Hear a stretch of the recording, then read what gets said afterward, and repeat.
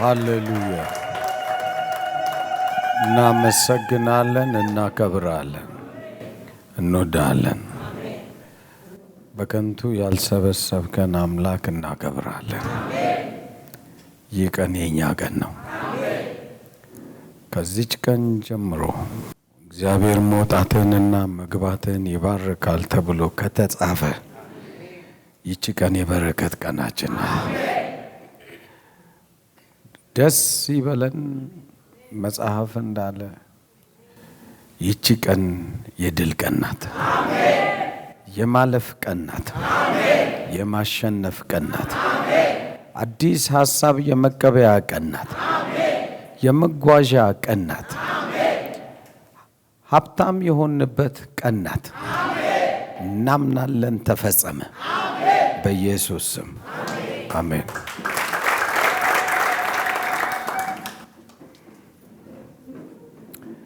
ሰላም ናችሁ? አጠገብ ነካ አድርገውና ቢሊየነሩ እንኳን ደህና መጣ በለው። ወዳልዞርክበት ዞር በልና ቢሊየነሩ እንኳን ደህና መጣ በለው። ሳትሆን ሆኛለሁ ካላልክ አጠገብ እላለሁ። ሳትሆን ሆኛለሁ ካላልክ አልቆልሃል በለው። ነገር ጌታ መልካም ነው። የተወሰነ ነገር ነግራችሁና እንጸልይና ከዛ ወደ ትምህርቱ እንሄዳለን። ያለፈው ሳምንት ላይ የተወሰኑ ነገሮችን አውርቻችሁ ነበረ። እሱን መስመር አስይዛችሁና ወደ ዛሬው ትምህርት እንሄዳለን ማለት ነው። ፊሎሶፊያችሁን ወይም ደግሞ በአማርኛው ትምህርታችሁን ወይም እውቀታችሁን ወይም የራሳችሁ ፍልስፍናችሁ ሀብታም ለመሆን ብላችሁ የምታስቡትን እስካልቀየራችሁ ድረስ ወይም ሀቢታችሁን እስካልቀየራችሁ ድረስ መቼም ቢሆን ሀብታም አትሆኑ። እዚህ ጋር የማስተምረው የመቀየር ፕሮግራም ነው። ካልቀየራችሁ ይህንኑ ህይወታችሁን ትቀጥላላችሁ። ሁሌ የምለው ነገር አለ። ሀሳብ ከቀየርክ ፍጻሜህን ትቀይረዋለህ። ሀሳብ ካልቀየርክ ፍጻሜህን አትቀይረውም። ስለዚህ እዚህ ያለነው ሀሳብ የመቀየር ፕሮግራም ነው። ብትቀበልም ባትቀበልም ሀሳብ እስካልቀየርክ ድረስ ይህንኑ ህይወትህን ትገፋዋለህ። ቁጭ ብለህ ካሰላኸው አብዛኞቻችን ወይ ሎየር ክላስ ነን ኦር ሚድል ክላስ ነን። በዚህ በሚድል ክላስ ወይም ሎወር ክላስ ላይ በዚህ ጊዜ ላይ ቤት መግዛት ወይም ልጆችህን ጥሩ ትምህርት ቤት ማስተማር ምናምን አትችልም። በቃ ብላክ ኤንድ ዋይት የሆነ መንገድ እስካልገባ ወይ አልሰረክ ወይ አልገደልክ ወይ አልዋሸ ወይ ሄደክ የጅብ ጥላ ምናምን አድርገህ አልተጠቀምክ አተገብላለሁ እንኳን ደህና መጣ ብለው ነገር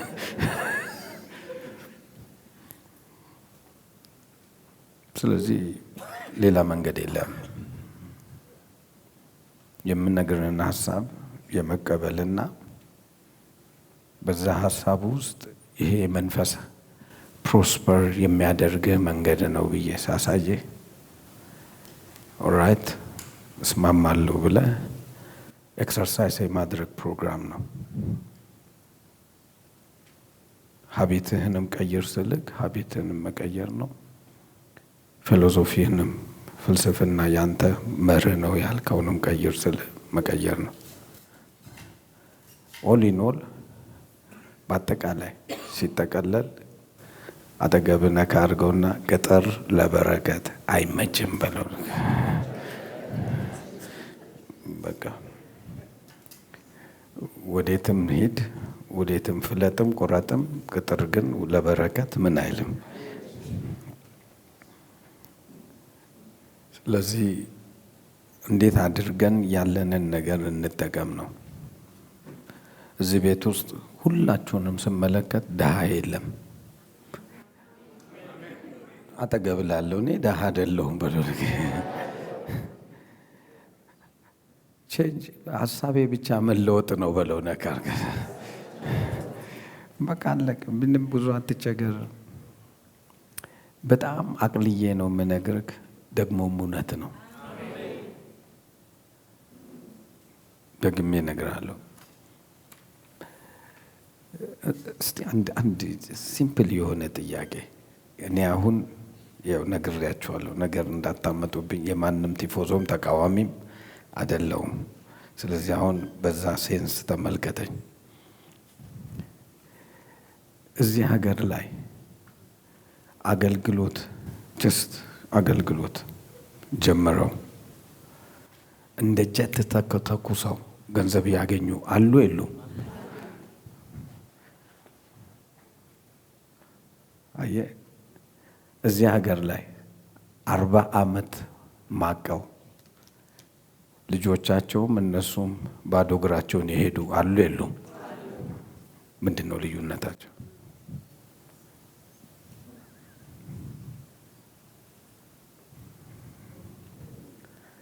አየህ፣ ምክንያቶች አሁን የራስን ፊሎሶፊ ልትነግረኝ ትችላለህ። ማንም ሰው ግን መንፈሱ መባረክ ምን ይላል? መባረክ የሚችል ጌታ ነው የምታመልከው።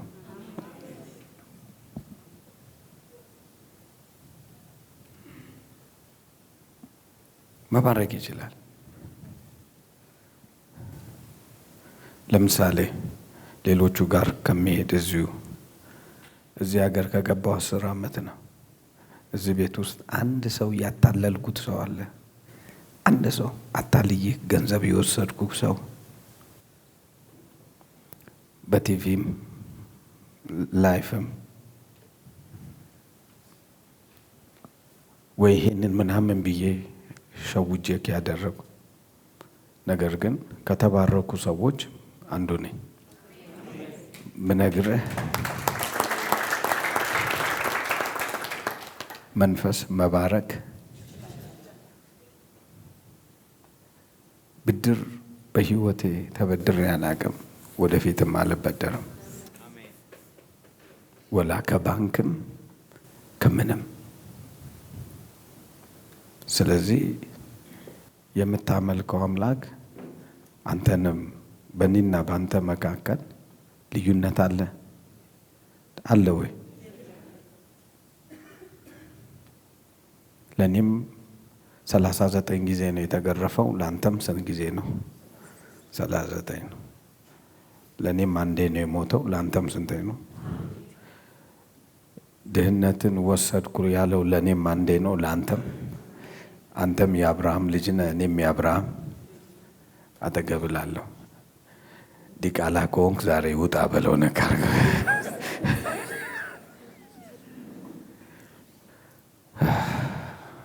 ድሃ መሆን አትችልም። በህይወት እያለው ድሃ አትሆንም። ጠንቋይ እንኳን ሀብታም ያደርጋል። ኔቨር አትሆንም። አጠገብላለሁ። ይህ ህይወት ዛሬ ተገለበጠ በለሽ። ድገመው በጌታ ድገመው በጌታ ድገመው በጌታ። እስቲ አንገቶቻችን ዝቅ እናድርግና እንጸልይ።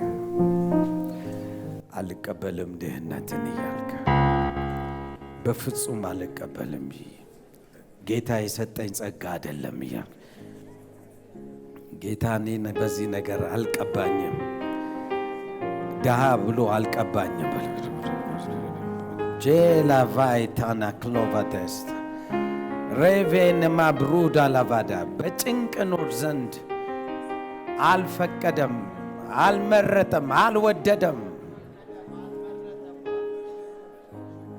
ፈቃዱም አይደለም።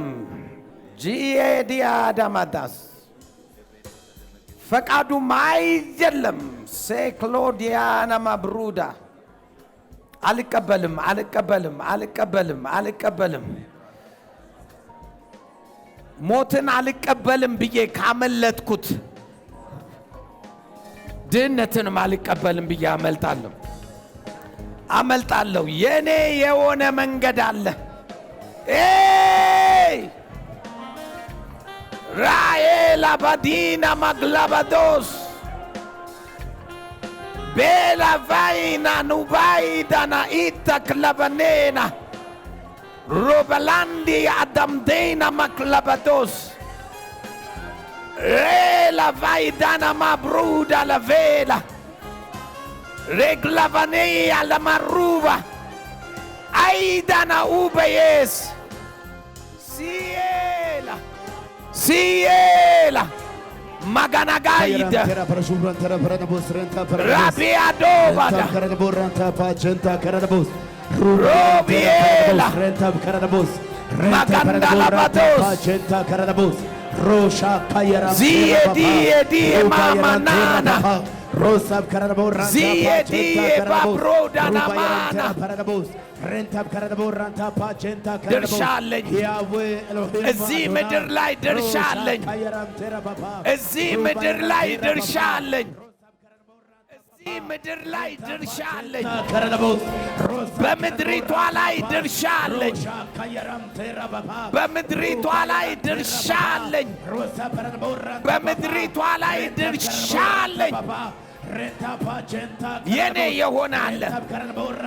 መሬቷ የኔ ናት። ውሃው የኔ ነው። መሬቱ የኔ ነው። ውሃው የኔ ነው። መሬቱ የኔ ነው። ውሃው የኔ ነው። ወዮ ኩማናና ወዮ ክራናማና ወዮ ክራናማና መሬቱ ላይ ያለ ሀብት የኔ ነው። መሬቱ ላይ ያለ ሀብት የኔ ነው። መሬቱ ላይ ያለው ሀብት የኔ ነው። መሬቱ ላይ ያለው ሀብት የኔ ነው። መሬቱ ላይ ያለው ሀብት የኔ ነው። ውሃው ላይ ያለው ሀብት የኔ ነው። ውሃው ላይ ያለ ሀብት የኔ ነው። ሬላባዳንዳ ሮቢዬ ላባዳላማንዶ ሜያቢ ላባዳናማ ሬላባዱና ማክላላባዳባ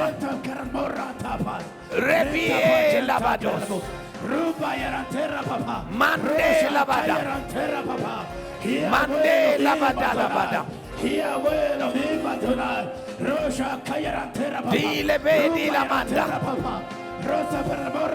Robiela, Robiela. Dile benda la bada. Rosam Karamora Tapapa, Renta Pagenta Carabus, Rosam Karamora Tapa. Rentam Karamora Papa, Ruba Yarantera Papa, Lady Enema, Rentam Karamora Papa, Rebia Dalamadalaba, Papa, Ruba Yarantera Papa, Rentam Karamora, Robiela, Pagenta Carabos, Rosam Karamora Tapa, Diela, Papa, Ruba Yarantera Papa, Rosam Karamora Tapas.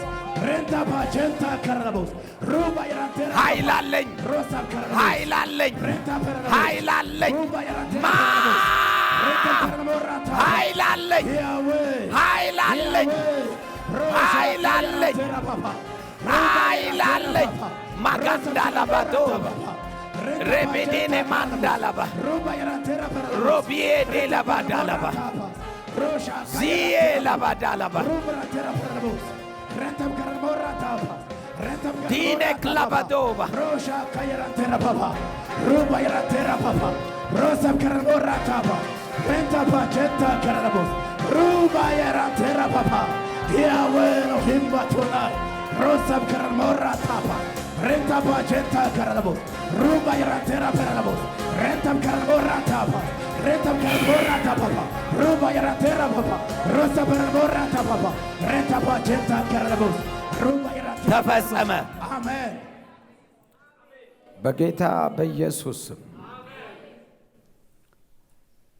አንተ የድህነት መንፈስ ከትውልድ ትውልድ አልፈ ምድራችንን ያስክ፣ ቤተሰባችንን ያስክ፣ እኛን ደግሞ ለመያዝ የተነሳክ ከዚህ ቀን ጀምሮ መከተልክ አበቃ። አሜን።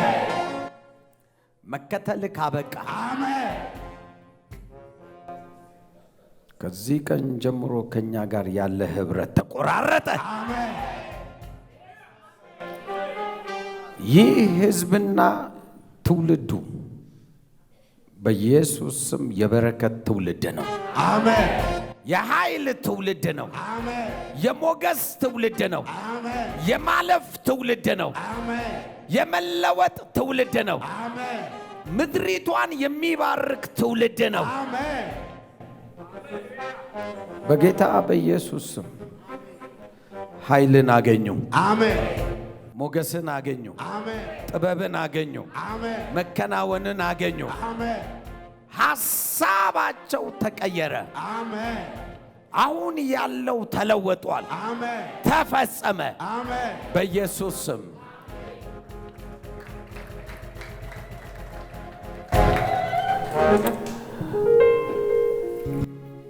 ባለፈው የተወሰኑ ነገሮች አውርቻለሁ። ሚስ ያረጋችሁ ሰዎች የተያያዘ ትምህርት ስለሆነ ባለፈው ሳምንት ላይ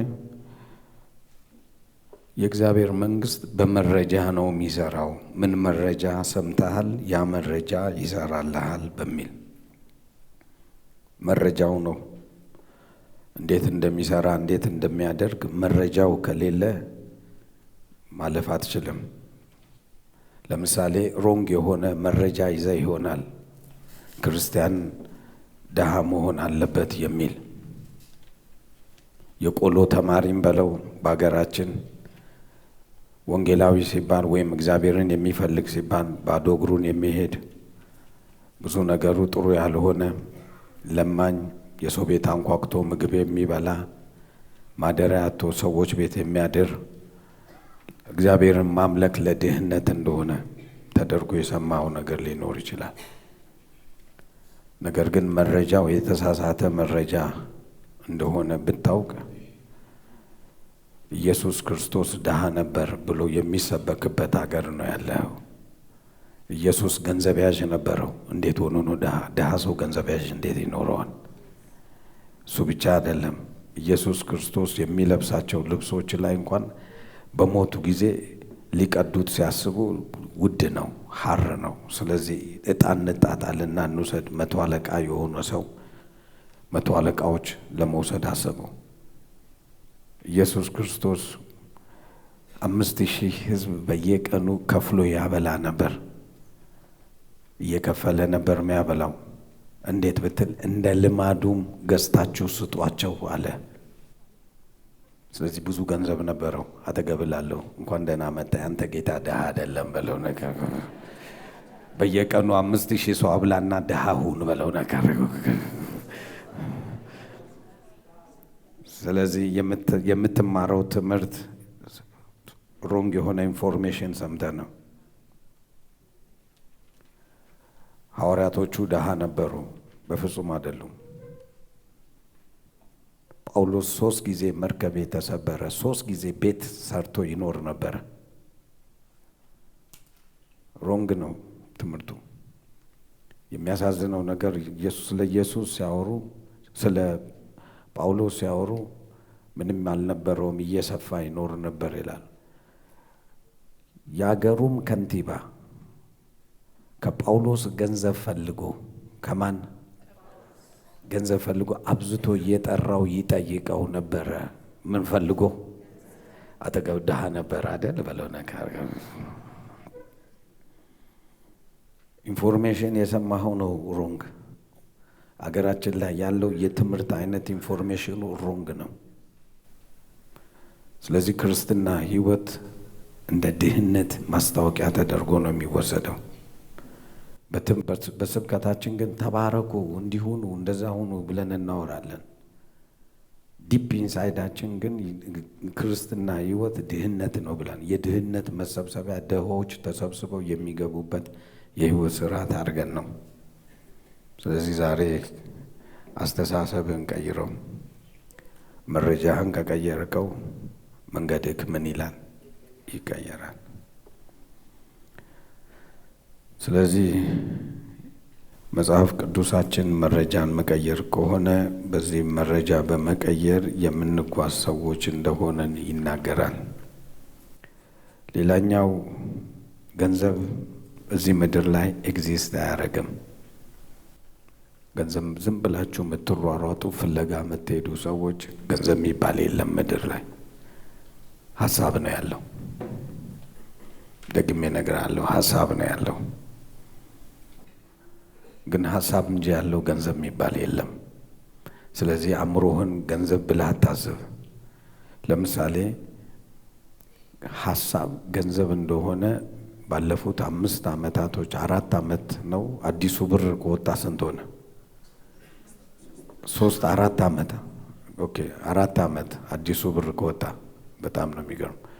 የእሱ ገንዘብ ከሱ በፊት የነበረው ገንዘብ ነው ገንዘብ አይደለም። ሀሳቡን ውድቅ አረግ ነው ገንዘብ አይደለም ብለን ማን ብልጽግና ውድቅ አረገው። ውድቅ ሆነ። አሁን ትገዛበታለህ። አሁን ገንዘቡን ብታገኘው ምንድን ነው የምትለው? ችቦ አድርገህ ከመሞቅ ውጭ ምን ታረጋዋለህ? አየህ፣ መግዛትም መሸጥም የሚችለው ሀሳብ ነው ማለት ነው። ከዛ በፊት ያልነበረ ብር ብሎ 200 ብር ብሎ ነገረን፣ 100 ብር ብሎ ነገሩን።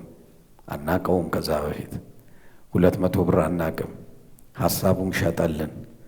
ይሄ 200 ብር ነው፣ ማንም መገብየት ይችላል አለን። አጨብጭበን ተቀበለን። ዛሬ ሁላችንም መያዝ የምንፈልገው ስንት ብር ነው? 200 ብር ነው። አየህ፣ ሀሳብ ሸጠልን። ሀሳብ ኦሊና ሀሳብ ነው። በማንኛውም ነገር እዚህ ምድር ላይ ሀሳብ ነው። ከሀሳብ የሚወለድ ነው። ዛሬ ትንሽ በኋላ ስለምነካው ያዘው። ሌላው በዓላማ መስራት አለብህ። ዓላማ ማትሰራ ከሆነ ዋጋ የለህም በሚል ነበር የተናገርኩት። ምንም ነገር ዓላማ ያስፈልገዋል። ዓላማ ከሌለ ገንዘቡ መጥቶ ምን ትሰራለህ? ምን ታደርጋለህ? አለበለዚያ በልብስ ቤትና በሻይ ቤት በመሸታ ቤት ጨርሰዋል ገንዘብን።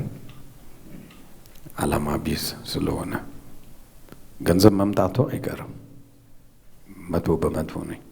ምክንያቱም ሀሳብ ገዝተህ ትሄዳለህ።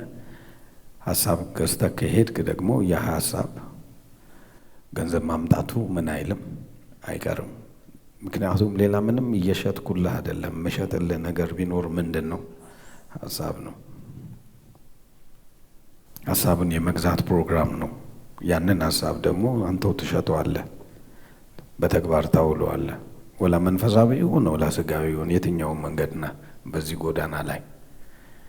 ስለዚህ በዚህ ያለውን ሀሳብ ነው እግዚአብሔር ለመባረክ የተወሰኑ ህጎች አሉ አልኩ። መሬት የሚባል አለ፣ አፈር የሚባል አለ። መሬት ወይ አፈር በለው ድንጋይን ይጨምራል። ለመባረክ የሚጠቀመው ምንን ነው? መሬትን ነው። ሁለተኛ ውሃን፣ ሶስተኛ አየርን ብለን ምን አለን? ተመለከትን። ስለዚህ መሬት እስካለ ድረስ፣ አየር እስካለ ድረስ፣ ውሃ እስካለ ድረስ ያንተ በረከት አለ። አጠገብላለሁ። ቢገባህም ይሄ ነው፣ ባይገባህም ችግር የለም በለው ነገር። ምክንያቱም የፈለገም በረከትን አምጣልኝ ከነኚህ ሊያልፍ ምን አይልም አይችልም። በቃ ምንም ከየትም አታመጣው። ስለዚህ ሀብታም ነው የሰውዬ ካልክ ከነኚህ ከአንዱ ተጠቅሞ ነው ሀብታም የሆነው፣ ወይም ሶስቱንም ተጠቅሞ ነው። ከዛ ውጭ የለም። ስለዚህ አባት የለኝም እናት የለኝም የተወለድኩት ድሃ ፋሚሊ ነው ምናምን ብትል ችግሩ አንተ ጋር እንጂ ሌላ ቦታ አይደለም። እነኚህ ነገሮች በቂ ናቸው ተብሎ እግዚአብሔር ፈጠረ እንጂ እናት አባት ያጠራቅምልህ ብሎ አልፈጠረም። ብጠራቀምልህ መልካም ነው፣ ግን ባይጠራቀምም ምንም ማለት ነው። ሌላኛው ሰው ነው የሚባርክ። ምን አልኩ? ሰው ሲባል አንተ የምታስበው እናት፣ አባት፣ ወንድም፣ እህት፣ አክስት፣ አጎት፣ ዘመድ፣ የምታውቀው ሰው ምናምን ጥሩ፣ እግዚአብሔር ይመስገን ካሉ። ነገር ግን እኔ ግን እነግርሃለሁ ኃጢአተኛ እስካለ ድረስ በረከት አለ። ማን እስካለ? አጠገብላል እንኳን ደህና መጣ በለው ነገር መጽሐፍ ቅዱስ ያለው ለኃጥእና ለአመፀኛው ሀብትን ያከማች ዘንድ እግዚአብሔር ጉልበትን ሰጠው፣ ጻድቁ ግን ይካፈለዋል። ስለዚህ ጻድቅ የሆንከው ምን ለመሆን ነው? እሰይ ኪያኩ በናኔ አዳስ አጠገብላል ጻድቅ ኃጥእ ካለ ገንዘብ አለ በለው ነገር አትጨነቃም። እንዲህ ሳስተው ነግሬያለሁ። ቼንጅ ነው ብያለሁ። ያስተሳሰብ ምን ቼንጅ፣ ፊሎሶፊ ቼንጅ ማድረግ አለበት። ስለዚህ ያስተሳሰብ ለውጥ እስካላደረግ ድረስ አሁን ማወራው ነገር ሁሉ ይቃወማል። ምክንያቱም የራስህ ፊሎሶፊ አለ፣ የራስህ መንገድ አለክና የራስህን መንገድ እንድታወጣ ነው። አሁን ምንም አይጠቅምም ብለን ነው እና በአዲስ መንገድ እንሂድ በሚል ነው እያስተማርን ያለ ነው። ስለዚህ ኃጢአተኛ እስካለ ድረስ ገንዘብ አለ። ሌላኛው ለመባረክ እግዚአብሔር ሞገስን ይጠቀማል። ምንን ይጠቀማል? ሊበዘብዙም ዘንድ ምን ሰጣቸው? ስለዚህ እነኚህ ነገሮች ሁሉ ከሰው ጋር አይገናኙ፣ ከማንም ጋር አይገናኙም። የሚገናኙበትም መንገድ የላቸውም። እግዚአብሔር ኦልሬዲ ሪትን አድርጎ ተጽፎት መሆን ትፈልጋለህ? አዎ ሁን፣ በቃ አለቀ። ሌላኛው ያወራሁት ቦታ መለየት። ቦታ ላይ ያለክን ነገር ለመጠቀም ምን ላይ ቦታ ላይ በሚል አውርቼ ነበር። ቦታ እስካለየ ድረስ ያለን ነገር መጠቀም አትችልም። በዚህ ቦታ መለየት ወይም ገንዘብህን እንኳን ማድረግ ያለብህን ቦታ ማታቅ ከሆነ እጅግ በጣም በጣም በጣም ያሳዝናል። ለምሳሌ በአሁን ጊዜ ኢትዮጵያ ውስጥ የኢትዮጵያን ብር መያዝ እብደት ነው። ባንክ ቤት ማስቀመጥ እብደት ነው። ከመንግስት ጋር እንዳታጋጩኝ፣ ግን እብደት ነው። ባንክ ቤት ማስቀመጥ ያበደ ሰው ብቻ ነው። ምክንያቱም በሚቀጥለው ወር ያንተ ገንዘብ 50,000 50 ብር ሆኖ ይቀመጣል። እመነኝ ይሄንን። ብዙዎች ለምን ዘጉ ሱቃቸውን? ዛሬ ኢኮኖሚ እንደዚህ የሞተው ገንዘባቸው ባንክ ላይ ነበር የሚቀመጠው። ጥቂት ነገር በመስራት ነበር የሚኖሩት። ብዙም ደንታም የላቸውም ቢዝነሳቸው ላይ። ብዙ ገንዘባቸው ባንክ ነው። ባንኩ ወደቀ፣ ዶላር ወደቀ ተባለ፣ አለቀል። በእነኚህ 7-6 ዓመት ውስጥ ዶላር ከ26 ብር ወደ 130 ብር ከፍ አለ። ማለት ምን ማለት እንደሆነ እየነገረ ነው፣ ስንት እጥፍ ወደ ላይ እንዳደገ። ስለዚህ አሁንም ያድጋል። ብትወድም ያድጋል፣ ባትወድም ያድጋል። በየ3 ወሩ ነዳጅ እንጨምርልሃለን አሉ። ፈረንሳይኛ ነው ያወሩክ። በሌላ አማርኛ እየጨመረ ነው የሚሄደው። እስከ 300 ብር ሊደርስ ይችላል ጋናውስ። ስለዚህ የዛሬው 3 ሚሊዮን ብርክ በ300 ብር ሲወርድ ምን እንደሚሆን አጨብጭበክ የ2 ወር ቤት ኪራይ ከፍለ መሞት ብቻ ነው የሚጠብቀው። ስለዚህ ቦታ ወቅ። አሁን ገንዘብን የምታስቀምጥበት መንገድ መነገድ አቅቶሃል። በቃ የከበሩ ድንጋዮች ገዝተህ አስቀምጥ። አጨብጭብልኝ፣ እኔ ደግ ነኝ። ወርቆች ገዝተህ አስቀምጥ። ወርቁም ማደጉ አይቀርም፣ ምኑም ማግረው አትሊስት ቫልዩ እንዳለ ነው የሚቀመጥልህ። እየሰማችሁኝ ነው? አለበለዚያ ገንዘባችሁ ዜሮ ነው የሚሆነው። ምንም እንግደው ነገር የለ። እኔ አቅም የለኝም ምናምን ሲል ወርቅ መቼም ሊወድቅ ምን አይልም አይችልም። ሰብሰብ አድርግ በቃ። የማያከስር ከብትም መግዛት ጥሩ ነው። ምንድነው እንትን ወተት ይሆናል፣ ወተቱ እርጎ ይሆናል፣ እርጎ አረረ ይሆናል። ምንም ነገር ሳታጣ ስለዚህ ቢ ክሌቨር። የምታስቀምጥበትን ገንዘብን እወቅ። ገንዘቡን ካላወቀው ሉዘር ነክ። በኢየሱስ ስም አልክ፣ በልሳን አልክ፣ የምትለውጠው ነገር የለም። ጥበብ ነው ይነግርሃል እግዚአብሔር ዳሶል። ጳውሎስ ሰለሞን እግዚአብሔርን ሀብት ስጠኝ ብሎ አልጠየቀውም። ጥበብ ስጠኝ ነው ያለው። በጥበብ ልነግድ አለ። በገንዘብ ከመነገድ ይልቅ በጥበብ መነገድ ይበልጣል አለ። ስለዚህ ጥበብን መረጠ። አገሩ ሁሉ ወርቅ እስኪሆን ድረስ ሆነ። ስለዚህ ጉድ ኦፖርቹኒቲ ጥበብ እያወራ ነው እግዚአብሔር። እድልና ፋንታውን ሰጥቶክ 50 ብርም ካለክ በ50 ብር ሊቀመጥ የሚችል ነገር አስቀምጥ። ባንክ ቤት አታስቀምጥ። ነገ አዋሽ ባንክና ንግድ ባንኮች እዚህ ቤት ይመጣሉ ማለት ነው። አመጽ አስነሳህብኝ ብለው ግን እነሱ ትርፋቸውን እንጂ ለምን በጉልበት ካትሄድም ደንታ የማይሰጣቸውም። እቅጩ ነው ወቀው።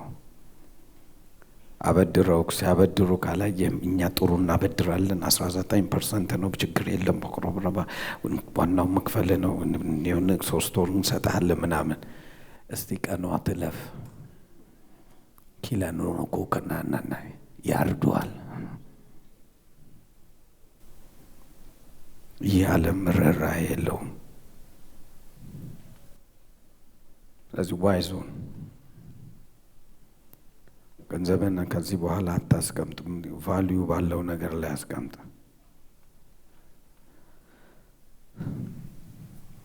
ሌላኛው ያወራ ነው ነገር የገንዘብ ዓላማውን ማወቅ ነው። 3 አይነት ሰዎች አሉ አለ። አንደኛው ገንዘብ እጁ ላይ ሲገባ የቤት ኪራይ ከፍሎ ቡሌ በልቶ ተኝቶ የስልክን ምናምን ከፍሎ ዴይ ቱ ዴይ ላይፉን የመኖር ፕሮግራም 5 ሳንቲም አይፈልግም ትርፍ። የሚፈልገው ነገር ይችን ብቻ ነው። ስለዚህ ደስ ይለዋል ተቀጥሮ መስራት። አጠገብ ላለው ሰነፍ በለው ነካ አድርገው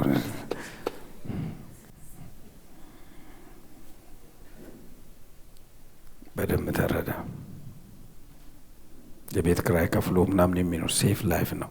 አይተሃል? አንዳንድ ሰው ጥበቃ ገብቶ ስንት ዓመት ነው ጥበቃ የሰራው? 30 ዓመት 30 ዓመት ጥበቃ። አዎ ምን ጡረታ ልወጣ 1 ዓመት ነው የቀረኝ ይላል። ለጡረታው ነው የሚከራከረው። ጡረታው ወጥቶ ስንት ብር ነው የሚያገኘው? በረንዳ ከማደር የሚለየው ነገር ምንም ነገር የለውም።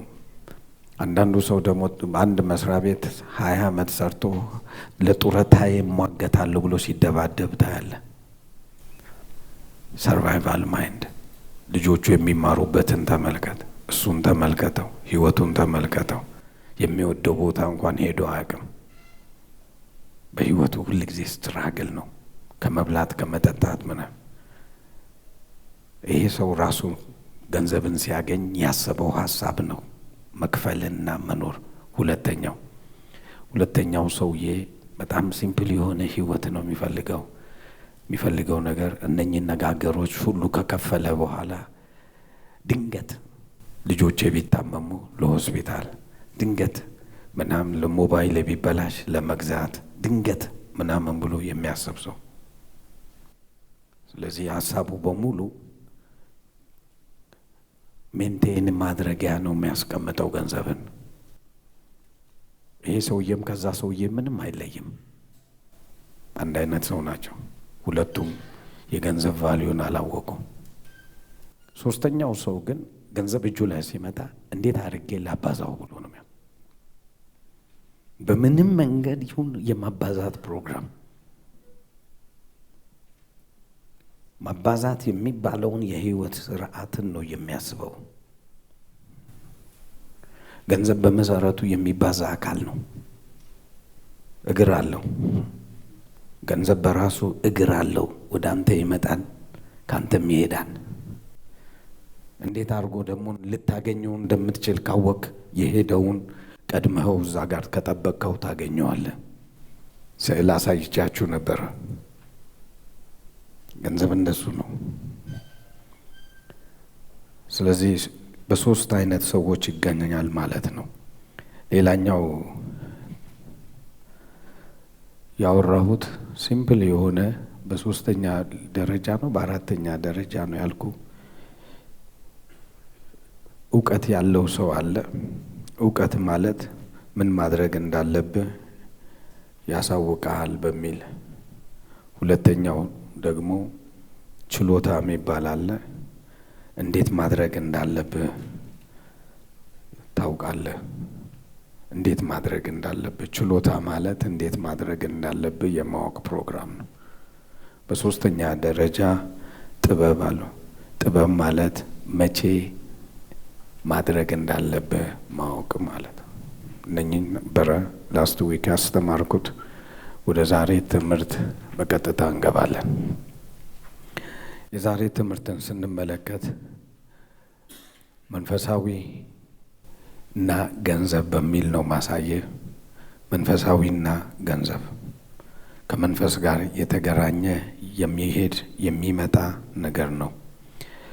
ዮሐንስ ወንጌል ምዕራፍ 14 ልትመካበት የሚገባህን ነገር መጀመሪያ ሁል ጊዜ አወራለሁ። ስለ ገንዘብ ዛወራ አንተ ራስህ እንዳልሆንክ ካንተ ጋር አብሮ ያለ አካል እንዳለ በሱ ላይ መመካት እስካልቻልክ ድረስ አቅሜና ጉልበቴ ገንዘብ አመጣልኝ እንዳትል ስላለ ያ እንዳትል ያለበት ምክንያትን በግድ ውስጥ ደም ውስጥ መክተት አለብኝ።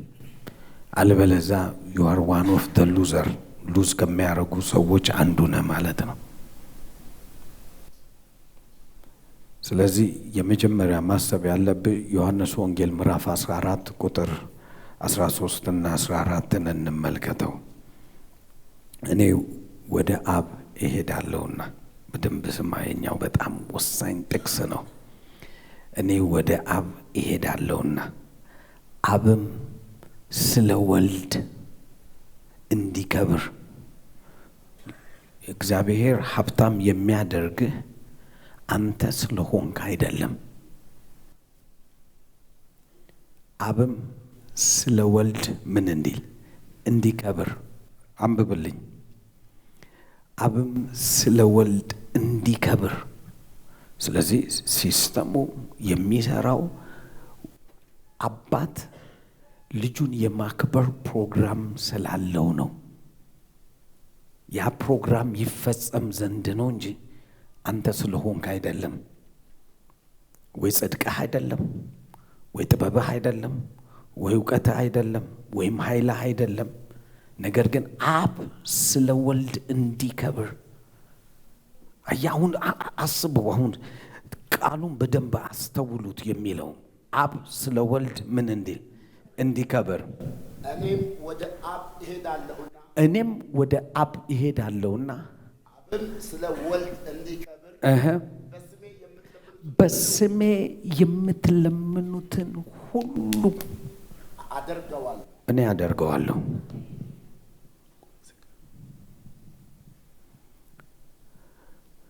ሁሉ ካለ ወደ ኋላ ስትመለስ የምትለምኑት ወይም የምትጠይቁት ማንም ሰው ቢጠይቅ እግዚአብሔር እንትን አይልም፣ አይጨነቅም። ሁሉ ነው ያለው። በሁሉ ነገር ብትጠይቀው ከዚህም አኑ ኃያልነትን ብትጠይቅ ይሰጣል፣ ብርቱነትን ብትጠይቅ ይሰጣል፣ ባለጠግነትን ብትጠይቅ ይሰጣል፣ ነጋዴነትን ብትጠይቅ ይሰጣል። እንዲሁም ደግሞ ክብርን ብትጠይቅ ምን ይላል? የምትጠይቁትን ሁሉ እናንተ ሰዎች ማምለጥ ለምትፈልጉና አይናችሁ ለተከፈተ ሰዎች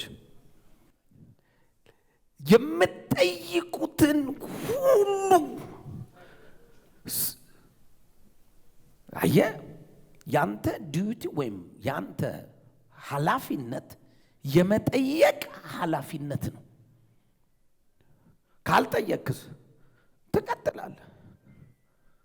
ደግሜ እላለሁ ትቀጥላለህ። አይቃወምም። እግዚአብሔር ፈጽሞ አይቃወምም።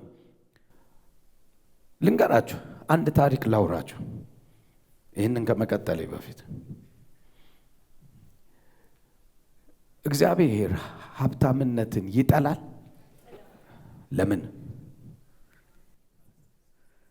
ለምን? ባለጸጋ ስለሆነ ድህነትን ይጠላል? እንዴት አወቅ? ልንገር፣ የሰዎቹ ጉዳይ እንጂ እግዚአብሔር ሀብትነትም ድህነትንም ለእግዚአብሔር ምንም ነው። ሁለቱም ለሱ ምንም ነው። ምክንያቱም ሁሉ ከራሱ የወጡ ናቸው። ስለዚህ ሁሉ የራሱ ናቸው ማለት ነው። ማኪያኩ መናንያት ውስጥ አሁን በደም ተመልከቱ። በመጽሐፍ ቅዱስ የተሳሳተ ትምህርት ስላለን ነው ሁሌ ስንጠቅስ ድሃ መንግሥተ ሰማያት የሚገባ የሚመስለን። የተሳሳተ ትምህርት ስለ አንድ ሰው ነው የተማርነው። የሚገርመው ግን እስቲ ወደ ኋላ እንሂድ። አብርሃም ድሃ ነው፣ ይስሐቅ ድሃ ነው፣ ሙሴ ድሃ ነው፣ ያዕቆብ ድሃ ነው፣ ዳዊት ድሃ ነው። ነሚት አሁን ዝም ብለን መዘርዘር ጀምር። አንድ ሰው በመጽሐፍ ቅዱስ ላይ ድሃ ሆነ። አልዓዛር የሚባል ቁስል ነበረበት፣ ውሾቹም ላሱለት፣ ሞተ። የሚገርም ነገር ጻድቅ ስለነበረ ወደ ማን ሄደ? ወደ አብርሃም እቅፍ። ስለዚህ ሀብታሙ እጅ ላይ ነው ሄደው። አጨብጭብ። እሱ ነው የሚሻል። ስለዚህ እንዴት ሰው ይሄ ሁሉ ባለጠጋ እያለ መጽሐፍ ቅዱስ አንድ ሰው ድሃ ሰው አውርቶ አንድ ሰው ሌላ አሳየኝ። በሙሉ መጽሐፉ የተጻፉት በሙሉ ባለጠጎች ሆነው ሳለ አንድ ሰው ግን ድሃ ነበረ። ያ ማለት ምን ማለት ነው? እግዚአብሔር ድህነትን ድሃውን ሰውዬ ምን አይልም፣ አይጠላም። መንግሥተ ሰማያት አይገባም አላለም። ድሃ ስለሆንክ አትገባም አላለም። ስለዚህ ድሃ ሰው ምን ይላል? መግባት ምን ይላል? ይችላል፣ ምንም ችግር የለውም። ነገር ግን ባለጠጎችም መግባት ምን ይላሉ? ይነው ኢየሱስን ጴጥሮስ እንደተቃወመው ድሃ ወደ መንግስት ሀብታም ወደ መንግስተ ሰማያት ከሚገባ ግመል በመርፌ ቀዳዳ ቢገባ ሲል እኛ ሁሉን ትተን ተከተልን። ምን ማለት ነው? ምን እንደሆነ ታውቃለህ? ጴጥሮስም አሳ ያሰግር ነበር። በአሁኑ ዘመን አሳ አከፋፋይ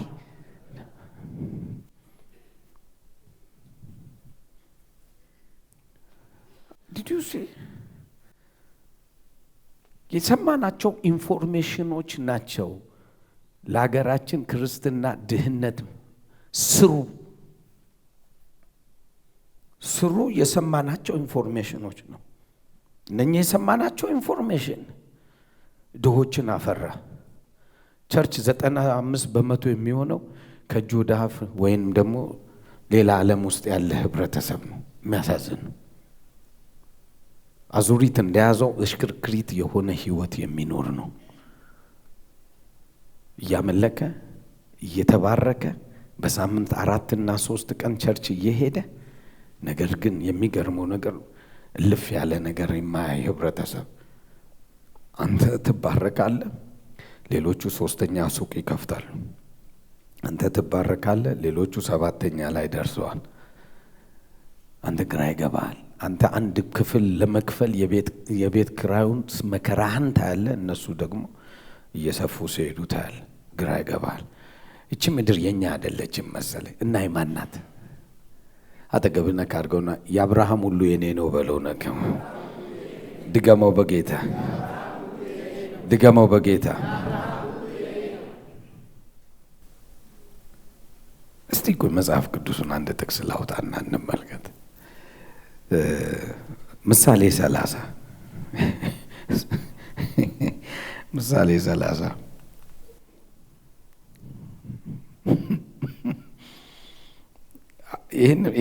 ይሄ ጥቅስ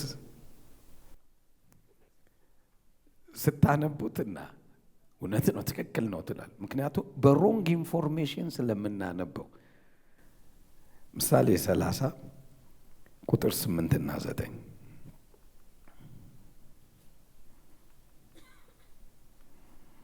እስቲ አንብቡት።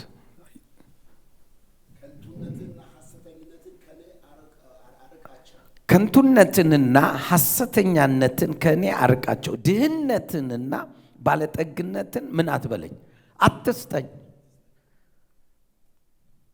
ድህነትንና ምን ባለጠግነትን ምን አትበለኝ አትስጠኝ። ነገር ግን የሚያስፈልገኝን እንጀራ ምን በለኝ። ይሄ የብዙዎቹ የቸርቾች አስተምሮት ነው። አሁን በደንብ ተመልከት። እንዳልጠግብ እንዳልክድህም እግዚአብሔርንስ ማን ነው እንዳልል፣ ድሃም እንዳልሆን እንዳልሰርቅም፣ በአምላኬ ስም በሐሰት ምን እንዳልን እንዳልምል። አሁን በደምብ ስሙ። ብዙ ሰው የሚፈልገው ይህንን ህይወት ነው። ይህን የተናገረው ሰውዬ ማን ነው ብሎ ግን ለምን አያስብም? ከዚህ የበለጠ ባለጠግነት አለ ብሎ እኮ የሚያምን ሰው ይሄ ሰውዬ እኮ ሰለሞን እኮ ነው ያወራው። አጠገብላል እንደ ሰለሞን ሆነ ድሃ ሁን በለው ነካርገ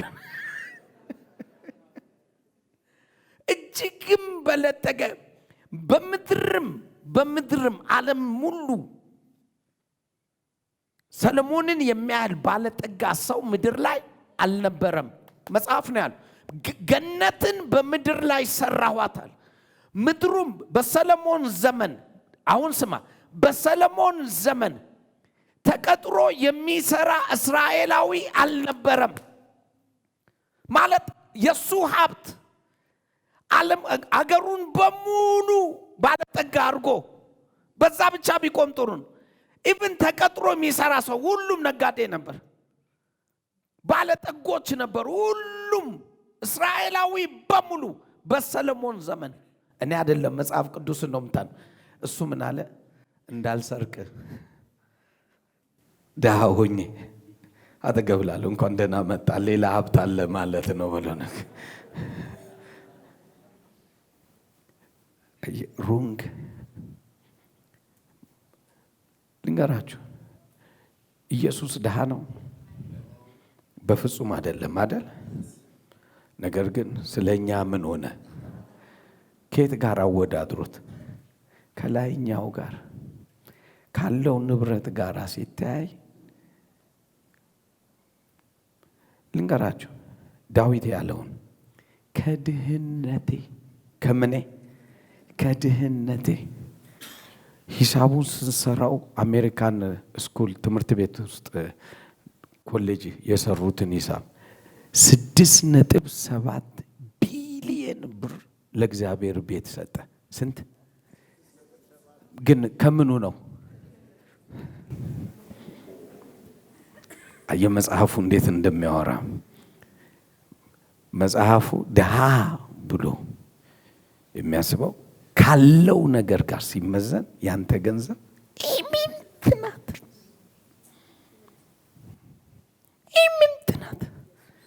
አሁን አስተሳሰብን ኢንፎርሜሽን ከቀየር ትቀይራል።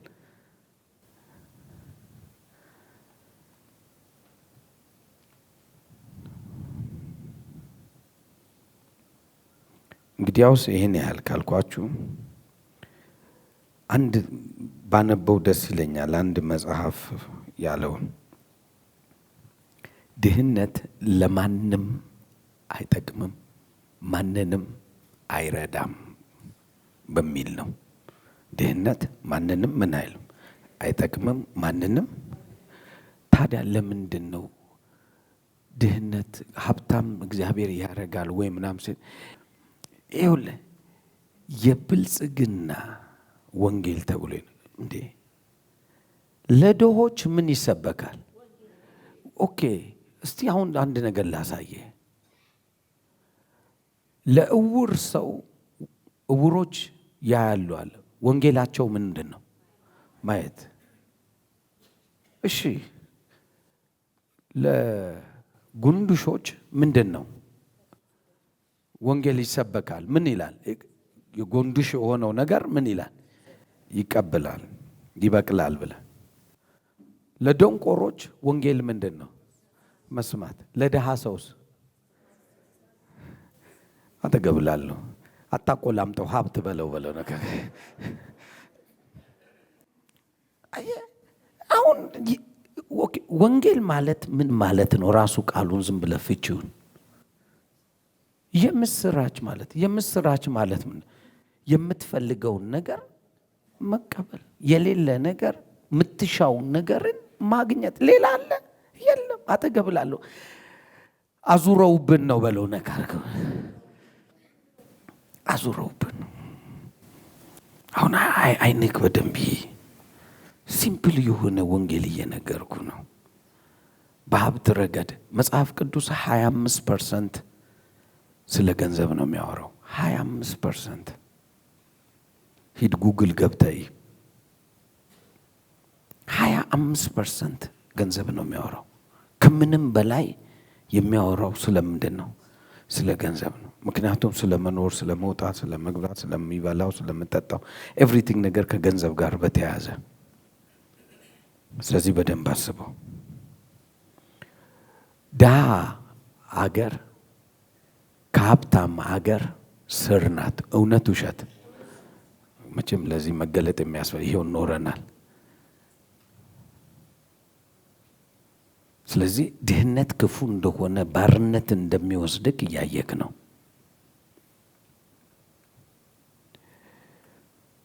ሀብታም ይቀጥራል፣ ድሃ ምን ይላል? አሁን በደም ስማ። በዚህ አጋጣሚ መንግስት በደም ስማኝ፣ ሀብታምን አትንካ። ለምን ብትል ድሃዎች የሚኖሩት ሀብታም ቀጥሯቸው ነው። እነሱን ከነካ በሙሉ ድሃ በሙሉ ተነካ ያሉ ነው።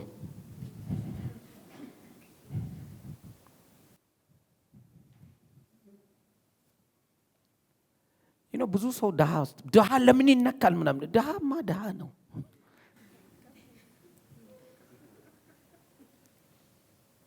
አሁን ምነግርክ ጥበብ ነው ምነግርክ። አንድ ሀብታም ስትነካ በስሩ 1000 ሰው ቢኖር 1000 ድሃን ከስራ አፈናቀልከው። ታክስ መንግስት ምታበዛው ሀብታም ላይ ተው፣ ዞሮ ነው የሚመጣብህ።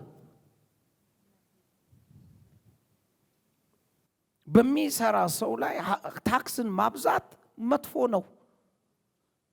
ከስር ቀጥሮ የሚያሰራውን በሙሉ ትበትነዋለህ። ስለዚህ ከስር ያለውን ብትነካ ይሻላል ወይንስ ላይ ያለውን? ከስር ያለው የተሰበሰበ ኪያኩኮ ነው። ተሳስቻለሁ ለካ አሚያንኩ ቢነኔ ያኔስታ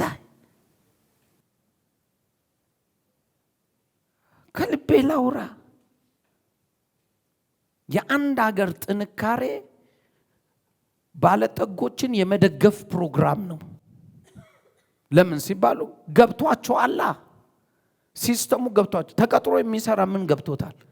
ቅድም ነግሬሃለሁ። የቤት ኪራዩን ከከፈለ ምኑን ከከፈለ ምናምን ከከፈለ በቃ ጤነኛ አደራህን በሰላም አሳድረኝ። ከዛ ውጭ የለውም። ባለጠጋውስ እንዴት ልጨምር ብሎ ነው የሚያስበው። ስለዚህ እንዴት ልጨምር ካለ አገር ያሳድጋል፣ ትውልድ ያሳድጋል። ስለዚህ ሲስተማቲካሊ አሁን አምሮ የተከፈተ ብልጡን ነገ አንተ ነጋዴ እንደምትሆን አውቃለሁ። ደግሜ እነግርሃለሁ፣ ነገ አንተ ነጋዴ እንደምትሆን አውቃለሁ። አተገብላለሁ ካልሆንክ አዝንልሃለሁ በለው። ነገ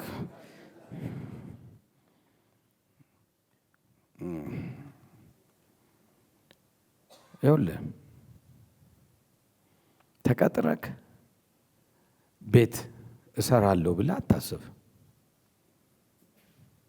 ተቀጥረክ ልጆችን ትልልቅ ትምህርት ቤት አስተምራለሁ፣ ልጆችህ የተሻለ ሰዎች ይሆናሉ ብለህ እንዳታስብ። ይህንን ትናንት ከጉራጌ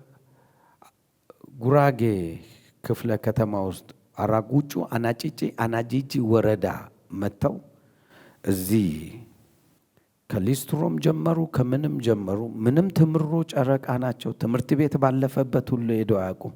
የሚገርም ነገር ግን ዛሬ ገበያውን ሁሉ ያሯሩጡታል። ለምን? አየህ፣ ለካ ትምህርት ቤት አይደለም።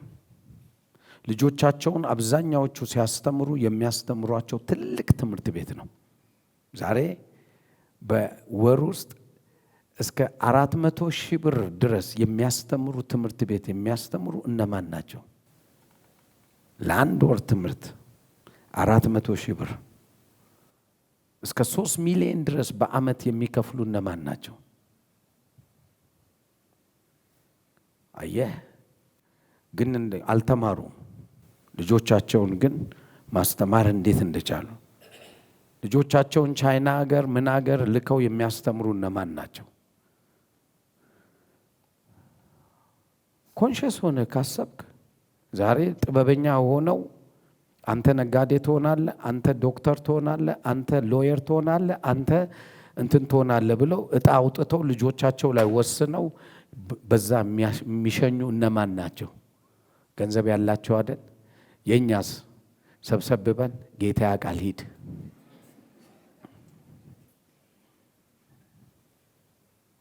ከትንሽ ጊዜ በኋላ ምን እንደምትሆን አገሪቷን ሩል ሲያረጉ ስታይ፣ ገዝተው ስታይ፣ ተቆጣጥረው ስታይ አይምሰልህ። ጥበብ ከማጣት የተነሳ ሉዝ እንዳደረግን ወቅ ያንን ለመመለስ ነው እዚህ ያለው ዓላማ አለን ብያለሁ። በዓላማ ልጆቻችን ሎየር መሆን አለባቸው። ሎየር ከሆኑ አንዱ ልጅ ነው። አንደኛው ምን መሆን አለበት? አንደኛው ነጋዴ፣ አንደኛው ፖለቲሻን ከሆነ ምን ማድረግ አለበት? ገንዘብ ካለ ትወስናለህ፣ ገንዘብ ከሌለ አትወስንም። ልጆችን በጠዋት ተነስተ አድነ ብላ ትለዋለህ። ሊሆን የማይችል ነገራት በህይወታችሁ ውስጥ ውሳኔ የምትወስኑት ነው የሚሆነው እንጂ ሊሆን እንዳይችል የሆነው ከራስ የተነሳ ስንፍና በስተቀር እውቀት ከማጣት በስተቀር። ስለዚህ ወይ ገለክ፣ ወይ ሰርቀክ፣ ወይ ዋሽተህ፣ ወይ ደግሞ አመንዝረክ፣ ወይ ምናምን አርገክ አታመጣውም። አንተ ገንዘብ ለማምጣት እንደሱ አትፈልግም። ካልሆነ ታዲያ ሌላ መንገድ መፈለግ አለብን። ከነኛ መንገዶች ውስጥ የሆኑትን ዛሬ አወራለሁ። ሕጉን ባይናገሩ አለ ንጋት አይበራላቸውም አለ ኢሳይያስ 8:20 ላይ ሕጉን ባይናገሩ። ስለዚህ አሁን የእግዚአብሔርን ሕግ አወራለሁ። ደግሜ ላለው የእግዚአብሔርን ሕግ አወራለሁ። ያም ሕግ በመስጠትና በመቀበል ላይ ያለ ይሆናል። የመጀመሪያው ስራን እንድትሰራ እግዚአብሔር ይፈልጋል ወይ? ምሳሌ ምዕራፍ 10 ቁጥር 15 ምሳሌ መክብብ ይቅርታ 10:15 የሰነፍ ስራ ያደክመዋል። ሰነፍ ሰው ምን ያደክመዋል? ስራ ያደክመዋል። ወደ ከተማ መሄድም ምን አይልም አያውቅምና። ሕጉን ይኸው ሰነፍ ስራ ያደክመዋል። ለምንድን ነው የሚያደክመው?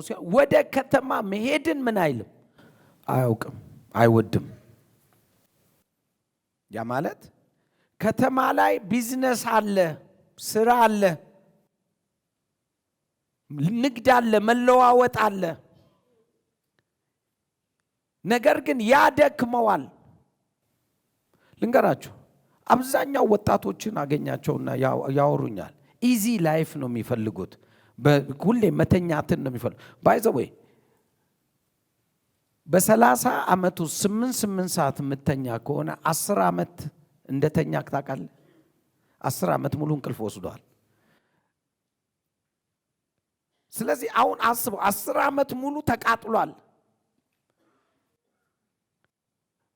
በመጽሐፉ ሲስተም ስራ ያደክመዋል። ለምን የሚያደክመው? ወደ ከተማ ወጥቶ ፌስ ማድረግ አይችልም። መነገድ መንቀሳቀስ አይችልም። ቤት ውስጥ ተቀምጦ እግዚአብሔር ይባርካል፣ እግዚአብሔር ይለውጣል፣ እግዚአብሔር እንዲህ ያደርጋል። የኔ ወንድም አይሆንም። በልሳን መናገር ነገርን ይለውጣል ብለህ እንዳታስብ። ካንተ የበለጠ ሌሎቹ በልሳን ጧትና ማታ እየጮሁ ለምን ደሃ ሆኑ? አንተ ስትሆን ያንተ ልሳን የሆነ ነገር ያመጣል ብለህ ታስባለህ? ወደ ከተማ ውጣ። ከተማው ላይ ምን አለ ብለህ አስብ። ደግሜ እላለሁ፣ ከተማው ላይ ምን አለ ብለህ አስብ። ለምሳሌ ፈጣን ገንዘብ የሚያመጡ ነገሮች ከተማው ላይ ፈጣን ገንዘብ የሚያመጡ፣ የመጀመሪያው እዚህ ቤት ያለን ሰዎች ሁላችን፣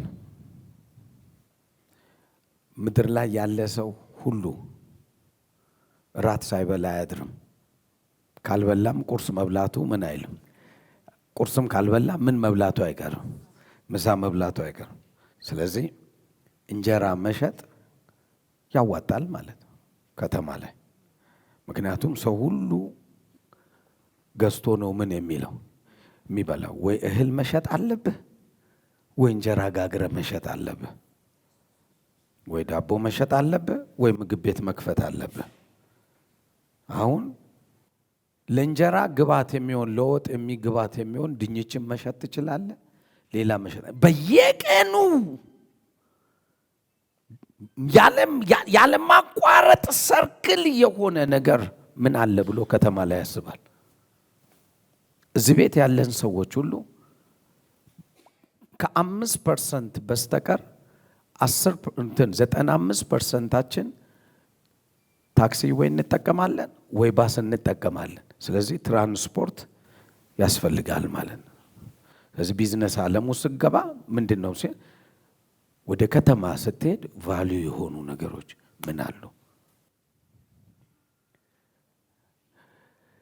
ተለቅጠህም ሞተህም ሰርተህም ምን ብለህም ታክሲ ብታገኝ ብትሰራ በሰራኸው በዛው ቀን ገንዘብ ማግኘት ትጀምራል። ወይም ገንዘብህን በታክሲ ላይ ብታውል በትራንስፖርት ላይ ገንዘብ ልታገኝ ምን ትላለህ? ትችላለህ። ባንክ ቤት አስቀምጠ 400 ሺህ ብር ኖሮክ ባንክ ቤት አስቀምጠ በሚቀጥለው 3 ወር ከ400 ሺህ 100 ሺህ ቀርቶልክ የምታመጣው አሁን ግን ብትሄድ ገንዘቡ እየወለደ ከታክሲው እንኳን ታክሲው እየሰራ እየከፈለ ሊኖርክ ይችላል። ለሚመጣው 1 ዓመት ውስጥ ትርፋማ ሆነ ሌላ ታክሲ ሁሉ ትገዛ ይሆናል። አሰርተህም ቢሆን ምግብ ቤትም ከፍተ ቢሆን ሰው መብላቱ ምን አይልም አቆምም። አሁን ኢትዮጵያ ውስጥ በጣም ችግር ነው። እኔ ነግርሃለሁ፣ ችግር ቢሆንም ሰው መብላቱን ምን አላለም አላቆምም። አይ የኛ ሰፈር ሰዎች ቆሎ ነው የሚበሉት፣ ባቄላ ገዝተ ቁጭ በል በቃ ሸጠ እዛ ባቄላ። አሁን ቆሎ ስልክ ደስ አይልክ ይሆናል። ኤልሳ ቆሎ ግን ዓለምን ሁሉ ይዛለች። አጨብጭብ፣ መልካም ነው። ሃይሊ ታክስ ከፋይ ተብላ አይደለ የተሸለመችው? ምን ሸጣ? ያንተም ባቄላ እንደዚህ ሊሆን ይችል ይሆናል። ወደ ከተማ ስትወጣ ፈጣን የሆኑ ነገሮች ምን አሉ ብለህ ያስባል። እንበልና ትራንስፖርት ወይንም ደግሞ ልታደርጋቸው የምትችለው ነገር ምግብ፣ ትራንስፖርት፣ ልብስ፣ ምንም ብትል ልብስ ለብሶ ሰው ይወጣል። አክሰሰሪ የሆኑ ነገሮች እንደ ሞባይል፣ ማንም ሰው ሞባይል ይፈልጋል። የፈለገ ይሁን አሁን ሞባይል የግድ ነው። ስለዚህ ሞባይል ቤት ብትከፍት ልትከስር ምን አትልም አችልም። ወደ ከተማ ውስጥ ልክ እንደዚሁ የተለያዩ ነገሮችን ከተማ ውስጥ ሰው ዴይ ቱ ዴይ የሚፈልጋቸው ነገሮች ምን አሉ ብለህ አስብ። ባለጠግነት ማለት ስራ የማያደክመው ሰው፣ ባለጠግነት ማለት ስራውን ለይቶ ማወቅ፣ ሰው በየቀኑ የሚፈልገው ነገር ምን አለ ብሎ የሚፈልግ ሰው፣ ወደ ከተማ መውጣት የሚችል ሰው። በደፈናው ባለጠጋ ያደርጋል ኖ። ለስራ የሚደክም ሰው ባለጠጋ ሊሆን አይችልም። ወደ ከተማ መውጣት የማይችል ሰው ባለጠጋ ሊሆን አይችልም። ስለዚህ ፕሪንሲፕሉ መከተል ያስፈልጋል። ባለፈው አንድ ነገር ነግሬ ነበር። ባለጠጋ ማለት ገንዘቡ የሚበዛበት ሲስተም የዘረጋ ሰው። ሲስተም ሚሊየንስ ሊኖር ይችላል። ነገር ግን የሚገርመው ባለጠጋ ላትባል ትችላለህ። ባለጠጋ ሲስተም ዘርግቶ ያንን ገንዘብ ሊያውልበት የሚችለው ነገርን የዘረጋ ሰው ነው። ለሚፈልገው ነገር ማድረግ ሳይሆን ለምትፈልገው ነገር አድርገህም ገንዘቡ ግን እየተባዛ የሚሄድ ሰው። ባይዘዌ በዓለም ላይ ቢሊየነር የምትላቸው ሰዎች አብዛኛዎቹ በካሽ አይደለም ያለው፣ በንብረት ላይ ነው የሚሰሩት። ለምን ይመስላል? ሁሌ መጨመሩ ምን አይልም አይቀርም። ያ ነው ባለጠጋ የሚያስብላቸው። አሁን ወደ ህጉ እንምጣ። ህጉም ባይናገሩ ንጋት አይበራላቸውም አለ። ህጉን ባይናገሩ። ስለዚህ ህጉ እግዚአብሔር ከመንፈስ ዓለም ጋር የተያያዘ ሀብት ምን አለ? መጀመሪያ ሀብት መንፈስ ነው። ይህንን ሌላ ጊዜ በደንብ ስር አውጥቼልህ ሀብትና መንፈስ በሚል በደንብ እናያለን። ነገር ግን በደፈናው ግን ሀሳብ የያዘው ሀብት መንፈስ ነው። መንፈስ ስለሆነ ማንንም ሰው መያዝ ይችላል ከተገኘለት፣ በዛ ቦታ ላይ ከተገኘለት። ለምሳሌ ሲምፕል የሆነ ሰው ለምን ጠንቋይ ቤት ይሄዳል? ገንዘብ ያለው ባንክ ቤት። ነገር ግን ሰው የሚሄደው ጠንቋይ ቤት አይጋጭም? ሰው ለምን በጅብ ላይ ማታ ላይ ሲጋልብ ይውላል? ሰው ለምን በአህያ ላይ ራቁቱን ሲጋልብ ይውላል? ብርድ እየመታው። ዛሬ የምናያቸው በምድራችን አሉ የተባሉ ባለ ሀብታሞች አንድ ጠንቋይ ለነሱ የሚሰራ የነበረ ዋና የዚህ ምድር የኢትዮጵያ ምድር ዋና ሰራተኛ የነበረ ሰውን አግኝቼዋለሁና 2 years አሁን ከሱ ጋር ብዙ ነገር እናወራለንና እሱ ሰውዬ ቢነግራችሁ ትደነግጣላችሁ። እዚህ ምድር ላይ ያሉ ሚያኩላኔና ሚያፒያናና ትደነግጣለህ። ባለጠጎች የሆኑበትን መንገድ ሲነግር ስለ አንዱ ሰውዬ ሲነግረኝ ያን ሰውዬ ያውቀው ነበርና ወደ ጌታ መጥቶ ነበርና ደውዬ እሱ ፊት አወራሁት። አንተ እውነት ነው አልኩት። ምኑ አለ? ያንተ ሀብት የመጣው የነበረው በዚህ ነገር ነው። እንዴት? የሞተ ሰው አውራ ጣት ቆርጠክ አምጥተክ እዚህ መሃል አስፋልት ላይ እንደዚህ ተሰክቶ በዚህ የሚያልፍ በሙሉ ይግዛኝ ብለክ ነገረክ አለ። አዎ እንግዲህ አንተ እንደሱ አትሄድ።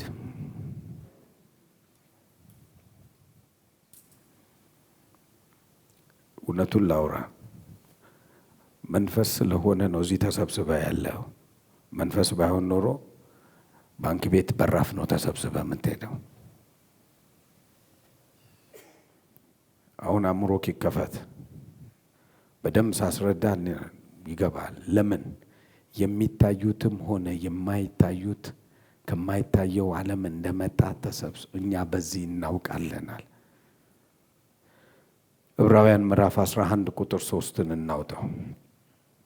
ምክንያቱም ማናቸውም ነገር የተፈጠሩት ከዚህ ነው ብሎ ስላስቀመጠልን። 11:3 ዓለሞች በእግዚአብሔር ቃል እንደተዘጋጁ። ዓለሞች የምታያቸው ዓለም ሀብት ብዬ ሳወራ አፈር፣ ውሃ፣ ምን፣ ንፋስ፣ ሰው በሙሉ የተፈጠረው ከየት ነው? ከማይታየው ዓለም ነው። ስለዚህ ዓለሞች በእግዚአብሔር ቃል እንደተዘጋጁ፣ ስለዚህም የሚታየው ነገር ከሚታዩት እንዳልሆኑ በእምነት ምን እንላለን? እናስተውላለን። አሁን ለምታስተውሉ ሰዎች ነው ማወራችሁ። የምታስተውሉ ሰዎች ኤኒ ነገር የመጣው ከማይታየው ምንድን ነው? ዓለም ነው። የኛ ትምህርት፣ የክርስትና ትምህርታችን በሙሉ ሁሉ ነገር ከየት ነው የመጣው? ከማይታየው። በምን ነው የምታውቀው? በእምነቴ በል እስቲ ድጋሚ ላንብበው። ዓለሞች በእግዚአብሔር ቃል እንደተዘጋጁ፣ ስለዚህ የሚታየው ነገር ከማይታዩት እንዳልሆነ በእምነት እናስተውላል። ከሚታዩት ምን እንዳልሆነ። ስለዚህ የሚታዩት ነገር ሁሉ ከሚታይ ነገር አይደለም የመጡት። ከየት ነው? ጮክ በል። ስለዚህ እዚህ ተሰብስበን ማናቸውም ነገር የመጣው ከየት ነው? ስለዚህ ባለጠግነት መንፈስ ነው ብላ አትጨነቅ። ከየት ነው የመጣው? ከማይታይ። ባለጠግነት ስልክ አንተ ሀብታሙ ሰውዬ ቆሞ ሲሄድ አትመልከት። ቁሱን ነገር ተመልከተው። ቁሱ ነገር ከየት ነው የመጣው? በቃ አለቀ። ስለዚህ ከሚታይ ነገር እንዳልመጣ አውቀናል። ከማይታይ ነገር እንደመጣ ገብቶናል። ስለዚህ አሁን የማይታየውን ነገር ስሩ እንደሆነ አውቀናል። ድጋሚ እላለሁ፣ የማይታየው ነገር ስሩ እንደሆነ አውቀናል። ስለዚህ ያ የማይታየውን ነገር ብንፈልገው እናገኘዋለን። ለምሳሌ ዛፍ ነው እንዴ? ስሩ ነው እንጂ ዛፍ ያደረገው። እውነት ውሸት? እውነት ነው። ውጤቱ ነው እኮ። ዛፍ ስትል ዛፉ ስር ያለው ስሩ ነው። ስሩን ብታወጣው ዛፉ አለ የለም። ሀብት ብለህ ስታወራ ስሩን አውራው። ስሩ የማይታይ ዓለም ነው። ቢነከለዲ አዳም ሀብት ብለህ ስታወራ ስሩን አውራ። ስሩ የማይታይ ምንድን ነው? ዓለም ነው። ቁስ ነገር አይደል እንዴ? ሀብት ከማይታየው ዓለም አይደል እንዴ መጣው? ስለዚህ ምንም ያሳፍር ነገር የለም መንፈስ ነው ብትል። ስለዚህ ጠንቋይ፣ አስማተኛ፣ ሟርተኛ፣ ሞራ ገላጭ፣ ደጋሚ ጋር ሰው የሚሄደው ያ የማይታየውን አውቀውታል። ኤክሰፕት ቸርች ናት ማታውቀው። የሚያሳዝነው እሱ ፓርት ነው። ቸርች አታውቀው። ቸርች ስለሱ ሲወራ ያማታል። ምክንያቱም አጋንንት ገንዘብ ከሌለክ ምንም የትም እንደማደርስ ያውቃል። የትም እንደማደርስ ያውቃል። ስለዚህ መድረሻ ያላቸው ሰዎች፣ ኢንፍሉዌንስ ማድረግ የሚችሉ ሰዎች እነኚህ ናቸው።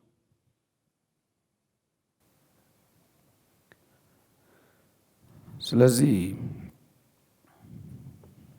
እግዚአብሔር ሲመጣ ወደ አንተ ልክ ሲገናኝ ሀብታም ያደርጋል። ምን አልኩ? እርግጠኛ ነህ? ምክንያቱም እሱ ራሱ ምንድን ነው? የሀብቱ ሁሉ ምንድን ነው? ምንጭ ነው። አባት ትሌለ የሁሉ ነገር ምንጭ አባታችን ሆይ አይደለም እንትን የሁሉን ኢቭን ስታወራ የዕለት እንጀራችንን እንኳን ምን በለን ስጠን። ስለዚህ ሕጉ ምን ይላል? ባለጠጋ ለመሆን አባትህ ካንተ የሚፈልጋቸው ነገሮች አንደኛ ራስህን መስጠት። ደግሜ እላለሁ ራስህን መስጠት። ራስህን ስጥ። ይሄ ማለት ምን ማለት ነው? ሰው ራሱን መስጠት በጣም ቀላል ሊመስል ይችላል። ራስህን ሰጠክ ስትባል እውቀትህን ለእግዚአብሔር ቤት መስጠት፣ ኃይልህን ለእግዚአብሔር ቤት መስጠት፣ ገንዘብህን ለእግዚአብሔር ቤት መስጠት፣ ጥበብህን ለእግዚአብሔር ቤት መስጠት። ራሱን ሰጠ። ምክንያቱም አብዛኛው ክርስቲያን አይተው እንደሆነ ጥግ ላይ ተቀምጦ እሁድ ተካፍሎ የመሄድ ፕሮግራም እንጂ ሌላ አይደለም።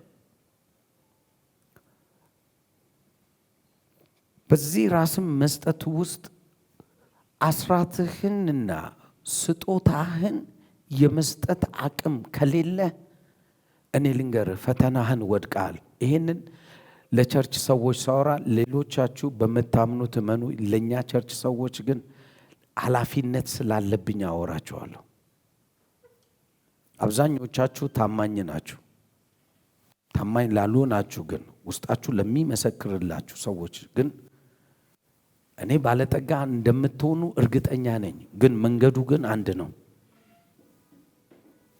አስራት የምትበሉ ሰዎች ሚስ ያቸዋል። ምክንያቱም እግዚአብሔር ማናቸውም ሕግ እኛን ለመጥቀም እንጂ እሱ ተጠቃሚ ለመሆን አይደለም። ማናቸውም ነገር ላወጣው ማናቸውም ሕጎች ተጠቃሚ እንድትሆን እንጂ እሱ ፈልጎታል። የራሱ ነው። ምን አስጨነቀው? ገሎክም ከፈለገ እግዚአብሔር ገሎክስ መውሰድ ይችል የለን? ነገር ግን እግዚአብሔር ገዳይ አይደለም። ጠቃሚ የሆነ ነገር ማስተላለፍ ይፈልጋል። ጠቃሚ የሆነ ነገር። ስለዚህ አስራትህንና መባህን ልንገራችሁ። ብዙ ትምህርቶች እንዳሉ አውቃለሁ።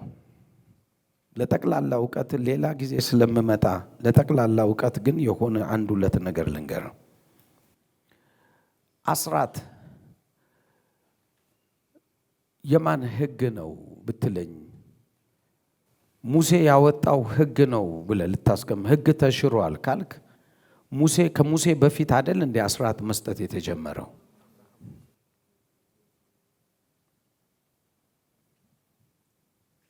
ወደ አዲስ ኪዳን ከመጣክ ያላቸውን ሁሉ ምን አሉ? ሰጡ። አጠገብላለሁ እንኳን ደህና መጣ በለው ነገር እንኳን አይደለም አስራትህን ራሳችንን እንኳን ምን ብለናል አለ ሰጥተናል። በእግዚአብሔር አስራት መስጠት ካቃተ በእግዚአብሔር አለመደገፍህን ነው የሚያሳየው። በእግዚአብሔር ላይ መተማመን እንደሌለክ ነው የሚያሳየው። ያችን ሴት ምን እንዳለ 2 ዲናር ስትሰጠው ምን እንዳለ ታውቃላችሁ? ከሁሉ የሚበልጥ ምን አለች? ሰጠች። አየህ ማለት የፈለገው ከሌላት ነገር ላይ አውጥታ ምን አለች? ሰጠች። ከዛስ ይቺ ሴት ድሃ የሆነች ይመስላል? ኔቨር።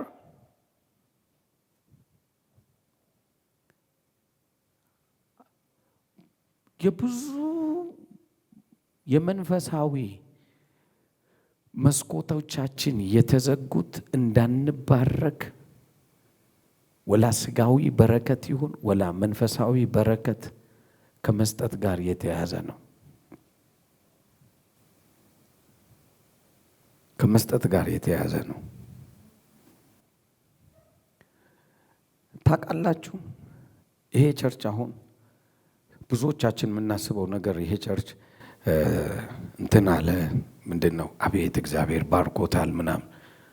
በመስጠት ትልቅ ቸርች ከሆኑት ውስጥ አንዱኛ ነን። በአንድ ዓመት ውስጥ ወደ 4.9 ሚሊየን ቸርች ሰጥተናል። አጨብጭቡ። እንዲህ የሰራን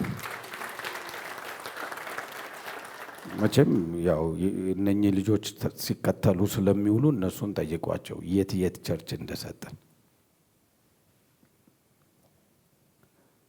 ዲዱሲ አሁን መስጠትን ሳስተምር ቸርቿ ራሷ መስጠት እንዳለባት አውቃለሁ።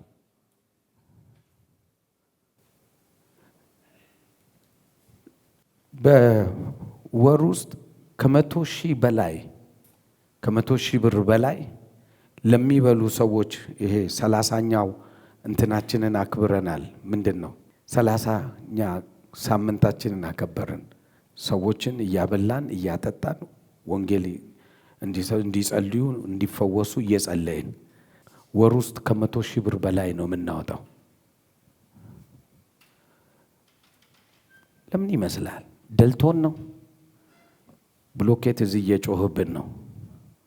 መዝራት ስላለብን ነው? ያልኖርኩትን አልነግርህም። ለምን እንደምንባረክ ብታቅ፣ ለምን በወር ውስጥ እንደምር ቢባል የእኛ ተደምሮ የምናወጣው ገንዘብ የቴሌቪዥንን እንኳን አይከፍልልንም። ነገር ግን እግዚአብሔር ሌሎችን ምንጭ ይከፍታል። ምን ይከፍታል? ለጠቅላላ እውቀት ቴሌቪዥን ጣቢያ እንኳን የምታየው 750,000 ብር ምን ከፍለው በየወር ነው። አጠገብላለሁ እንኳን ደህና መጣ በለው፣ ነገር በነፃ እያየክ በለው። አሁን ምን እያወራውክ እንደሆነ ይሄ ለቸርቾች ስጦታ ብለን የሰጠነው ነው። 4 ምናምን። አሁን ዌክ አፕ ንቃ። በመስጠትና በመቀበል ረገድ የሚሆን የህይወት ስርዓት ነው ያለን።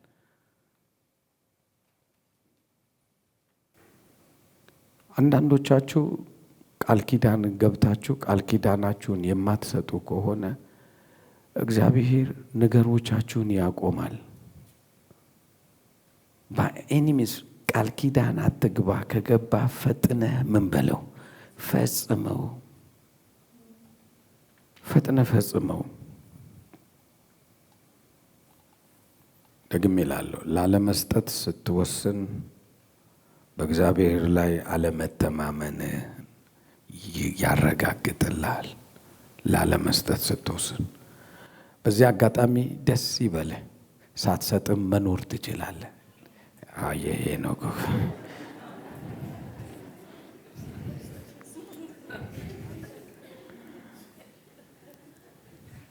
ግን ባለጠጋ አትሆንም።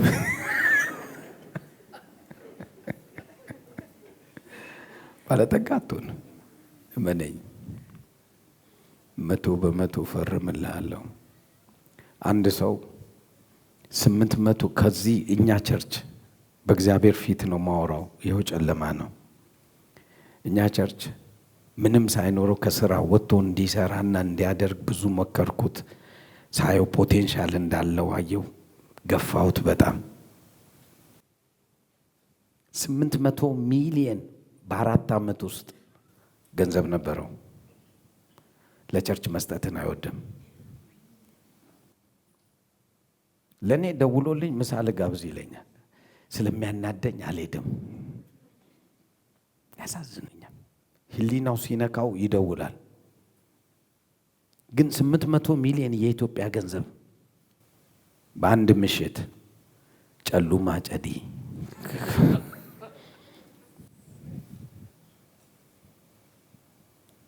ዛሬ ስደት ሄዷል።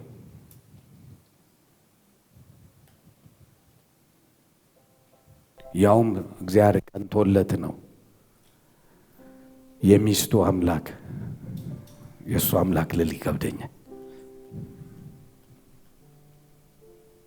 በጣም ታለቅስ ነበረና በሚቻለን መንገድ ሁሉ እንዲወጡ አረግን። በደም ስማኝ፣ ሰው ገንዘብ አይደለም የመስጠት ፕሮግራም ከሌለ መንፈስ ነው ያመጣው። ስለዚህ ከመንፈስ ጋር ነው የምትጋጨው። ሉዘር ነው የምትሆነው። ለምንድን ነው ዳንኤል የምትሰጠው? ለምንድን ነው ስጡስ የምትለው?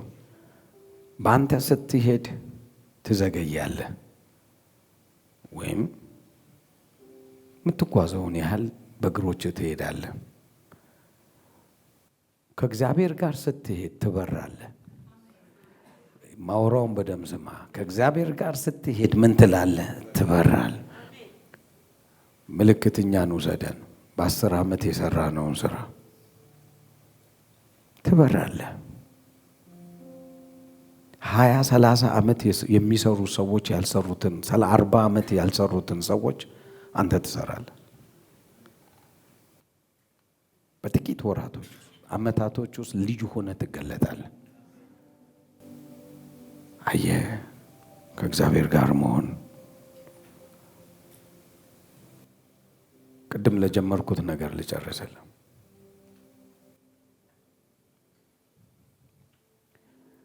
ባትሰጥም ትበላለህ፣ ትጠጣለህ። በሱ ጉዳይ ግባ። መትረፍ ግን አትችልም። ምርጫው አንተ ነው። ስጥ ብዬም አላስጨነቀም። አልዓዛርም ሆነ መግባት ትችላለህ። ይሄ ሁሉ ግን የአብርሃም ልጆች ተዘጋጅቶላቸው ነበረ ካለ የሚያሳዝን ነው። ለምን ሳትይዘው ትሄዳለህ?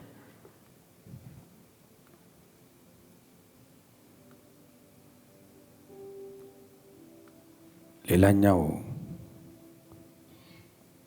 2 ነገሮች እነግራቸውና እጨርሳለሁ። የመጀመሪያው ቫልዩ ስጥ። ለምታየው ነገር በሙሉ ቫልዩ ስጥ። በአማርኛ ምንድን ነው? ዋጋ ስጥ። ዋጋ ስጥ። አንድ ነገር ከብዙ ሺህ ነገሮች አንድ ነገር ካገኘክ ቫልዩ ስጥ። ዋጋ ስትሰጥ ብዙ ውጤት ታመጣለህ። የዚህ የመንፈሳዊ ህይወት ትኩረት የሚሰጡ ሰዎች ብቻ ናቸው ኃያላኖች። ትኩረት መስጠት ውሳኔ ይሁን። ከዚህ ቀን ጀምሮ ምን ትኩረት ሰጥቻለሁ? ለምታደርገው ነገር ትኩረት ስጥ። ምክንያቱም ገንዘብ ሐሳብ ነው ብያለሁ። ስለዚህ ገንዘብ እዚህ አላድልህም። ሐሳብ ግን እሰጥሃለሁ። ሐሳብ ከሰጠው ሐሳቡን የመጠቀም ፕሮግራም ያንተ ፕሮግራም። ትኩረት ስጥ። ቁጭ ብለክ ሰዎች ሲነግዱ ስታይ ምንድን ነው የሚፈልጉት? በል ምንድን ነው የሚሹት? ቦሌ ላይ የከፈተች ልጅ አለች። ድሮ የኛ ልጅ ናት። አሁን ሌላ ቸርች ነው የምትሄደው። አምሶ ሀፒ ስቲል እዛ ሄዳ ብዙ እየተንቀሳቀሰች ስላለ የነበራት ገንዘብ 200,000 ብር ብቻ ነበር። ያኔ ሳስተምር መጣችና ምን መስራት እችላለሁ አለች። እኔ እንጃ አንቺን ጠይቀሽ እንጂ ምን መስራት ትችያለሽ አልኳት። ሰዎች እንትን ሲነግዱ አይቻለሁ፣ ጨርቅ ሲነግዱ ልነግድ አለች። እንዳትነግጂ አልኩ።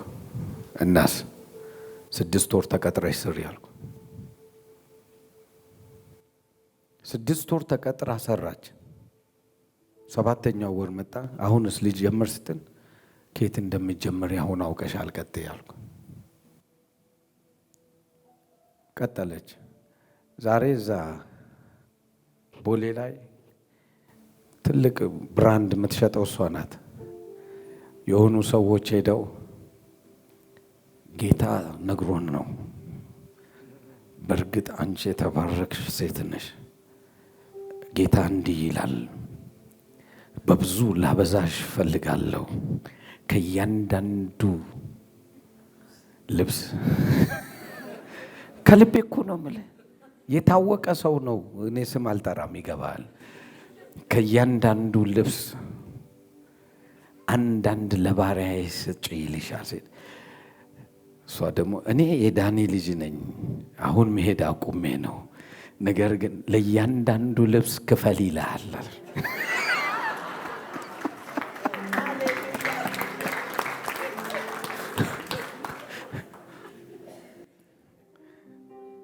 አጠገብላሉ እንኳን ደህና መጣ፣ ሄዳ አትዘርፍም በለው ነገር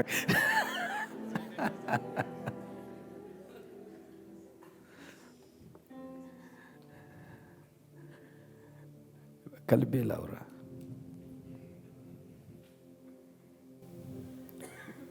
ቫልዩ ሰጠች ለምታየው ነገር። ዛሬ ብራንድ አምጥታ ነው የምሸጠው።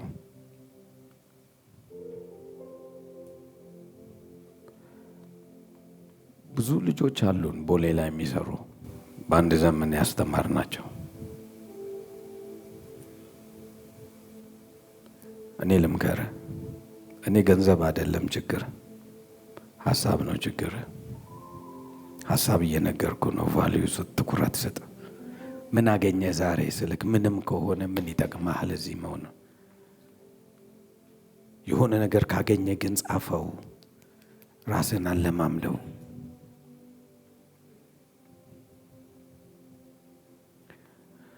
በሁለተኛ ደረጃ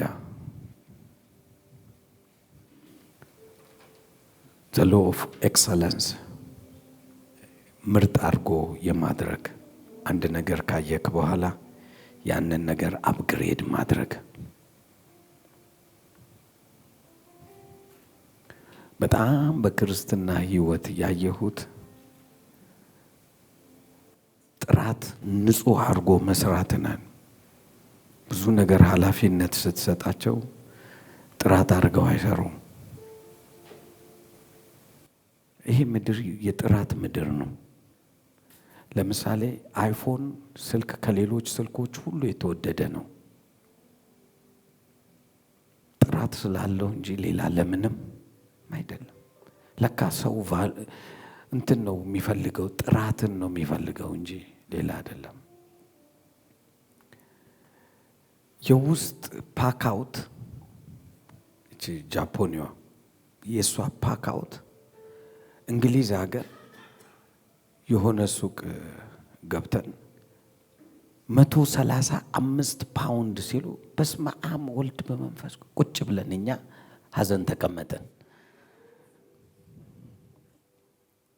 እዛው ተቀምጠን ቁጭ ብለን እያወራን እንዴ እብድ ነው ሰዎች ውስጥ የሚቀመጥ የማይታይ ምን የማይል 135 ፓውንድ ይገዛሉ ምናምን። በቃ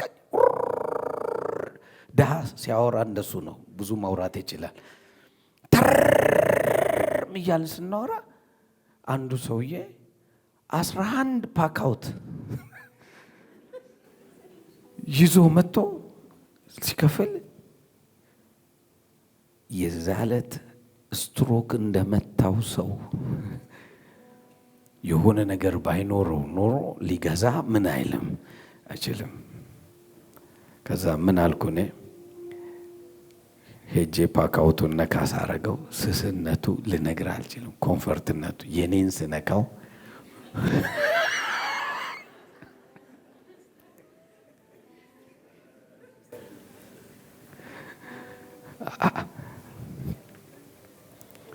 ለካ ሰው ምን ይወዳል ትዝ አለኝ።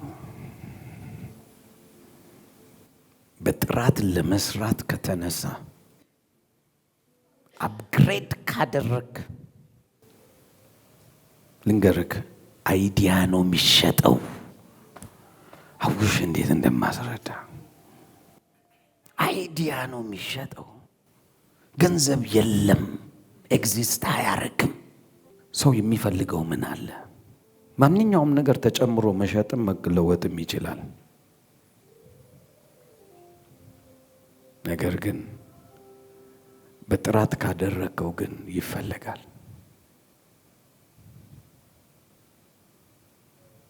ለምን ይመስልሃል? ማክዶናልድ ንጽህና ምናምን አንደኛ ናቸው። ሰውነትን ይጎዳል በመባል ፋት ነው ብዙ ሰው ይጎዳል በመባልም አንደኛ ናቸው። ሰው ሁሉ ሊበላ የሚፈልገው ምንን ነው? ማክዶናልድ የሚባለውን ነው። ቺክን የሚባለው ይሄ የዶሮ አጥንት የሚባለው እዚህም አሁን KFC ብለው በስንት ወር እንደደረሰ ዶሮውን ብትሰማ አዙሮክ ይደፋል። ዶሮ በስንት ወር ደርሶ እንደሆነ ይሄን የሚያክል እግር በምን እንደዛ እንደሆነ ብትሰማ ግን አይተ እንደሆነ ከአንድ ክትፎ በላይ ዋጋ ቁጭ ብለህ ትበላለህ። ንጹህ ስለሆነ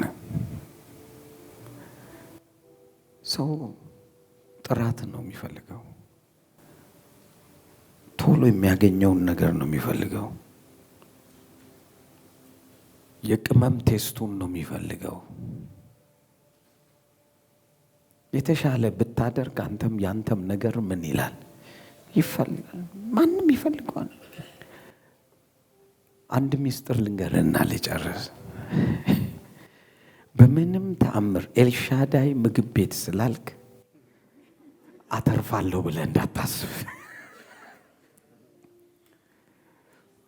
ሮሆቦት ፋንታ ቤት ስላልከው አተርፋለሁ ብለህ እንዳታር።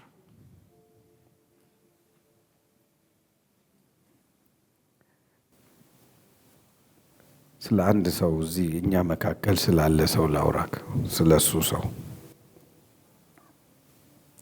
እጅን አሳያቸው። እዛው እንደ ጠፍቶ ስለ ሀብት ሳስተምር ተመልሶ መጣ። ከስሮ ይሁን ምን ይሁን ባላቅም እኔ ጋር ሲመጣ ባዶ እጁን ነበር። ስለ ሀብት ሳስተምር ቁጭ ብሎ ተማረ። አይቀርም ነበር፣ ቸርችም አይቀርም፣ ምንም አይቀርም። ዛሬ መጣው ፌስቡክ ተበትኗል ሀብት ብሎ። ስለዚህ ቀምሷል ላይ ያቀዋል። ይህ ሰው የእጅ ሙያ ጎበዝ ነው፣ ግን ተቀጥሮ ነው የሚሰራው። በኋላ ቀጥሮ ሰዎችን ሁሉ ያሰራ ጀመር። አስራት ሲያመጣ ሁሉ ደስ ብሎ የዛ ሰሞን በብዙ ተባረከ። ምን ላይ እንደደረሰ ባላቅም ከዛ ጠፋ። ወይ ርቆትም ሊሆን ይችላል። ይሄ ሳባብል ነው። ግን ተባርኮ ግን አይቻለሁ።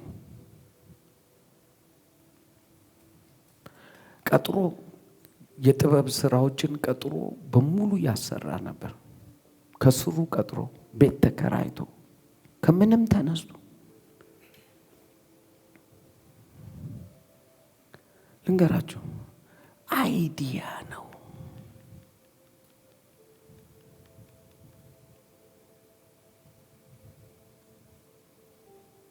አሁን ቁጭ ብለህ ስታስብ ትንሽዬ የምትመስልህ አይዲያ ለካ ትልቅ ግዙፍ ናት።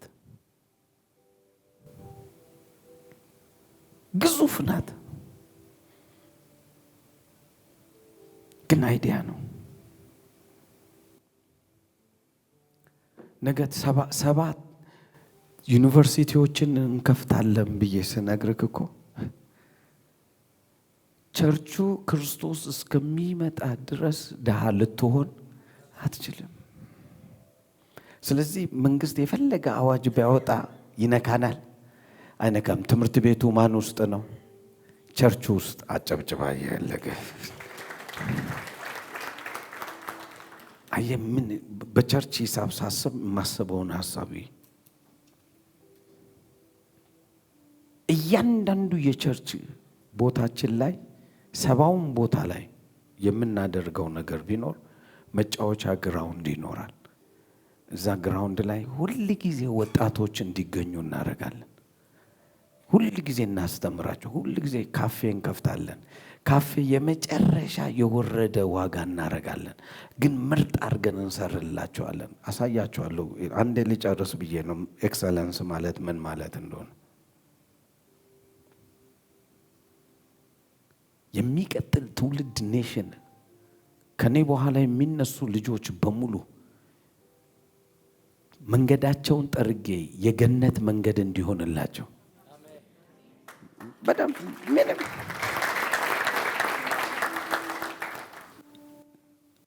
እኔ ለመክፈል እንዳሰብኩት እነሱ እንዲያስቡ አልፈልግም። እኔ እንደወረድኩት እንደወጣሁት እንዲሄዱ አልፈልግም። ለነሱ መንገድ ጠርጌ መሄድ ነው። አሳይ ፕሪንሲፕል በቃ አለቀ። አንተም የሚመጣው ትውልድክ ምን ሰጥተው ነው የምትሄደው? እችን ጥያቄ አስቀምጥልሃለሁ።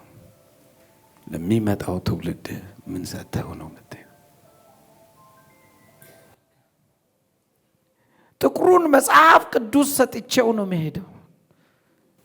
ልጁ ህይወትህን እንጂ የሚያው ጥቁሩን መጽሐፍ ቅዱስ አይ ህይወትህን ያህል በጥቁሩ መጽሐፍ ቅዱስ ምን ተጠቅመሃል ብሎ ይጠይቃል። ያንን ይዞ እሱ ደግሞ ለሚቀጥለው ጄኔሬሽን የተጠቀመውን ነገር ያሳልፋል። ከመዳን ጀምሮ እስከ እግዚአብሔር በረከት ድረስ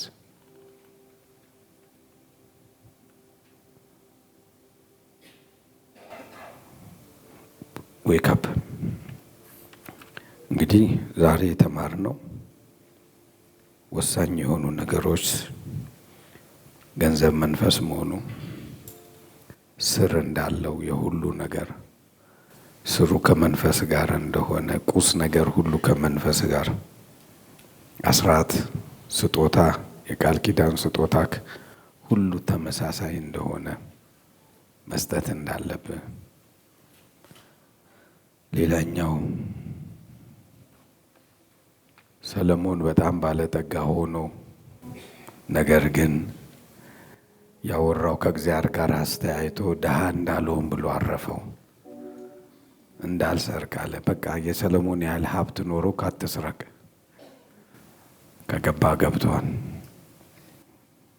ከድህነቴ ብሎ ዳዊት 6.7 ቢሊየን ዶላር ከሰጠ ከድህነቱ ሰጠ። አንተም ድሃ ሆነ 6.7 ቢሊየን ስጥ።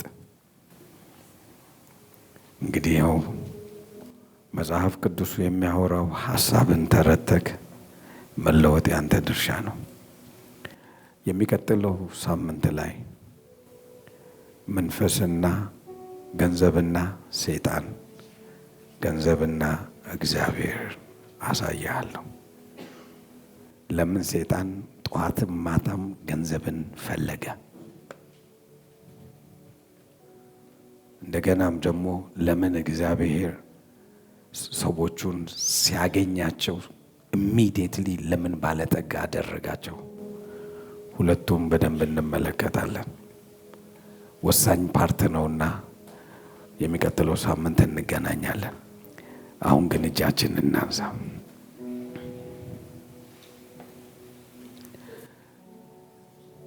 በጌታ በኢየሱስ ስም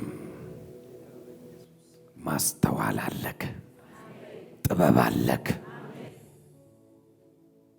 መረዳት አለክ፣ ሞገስ አለክ።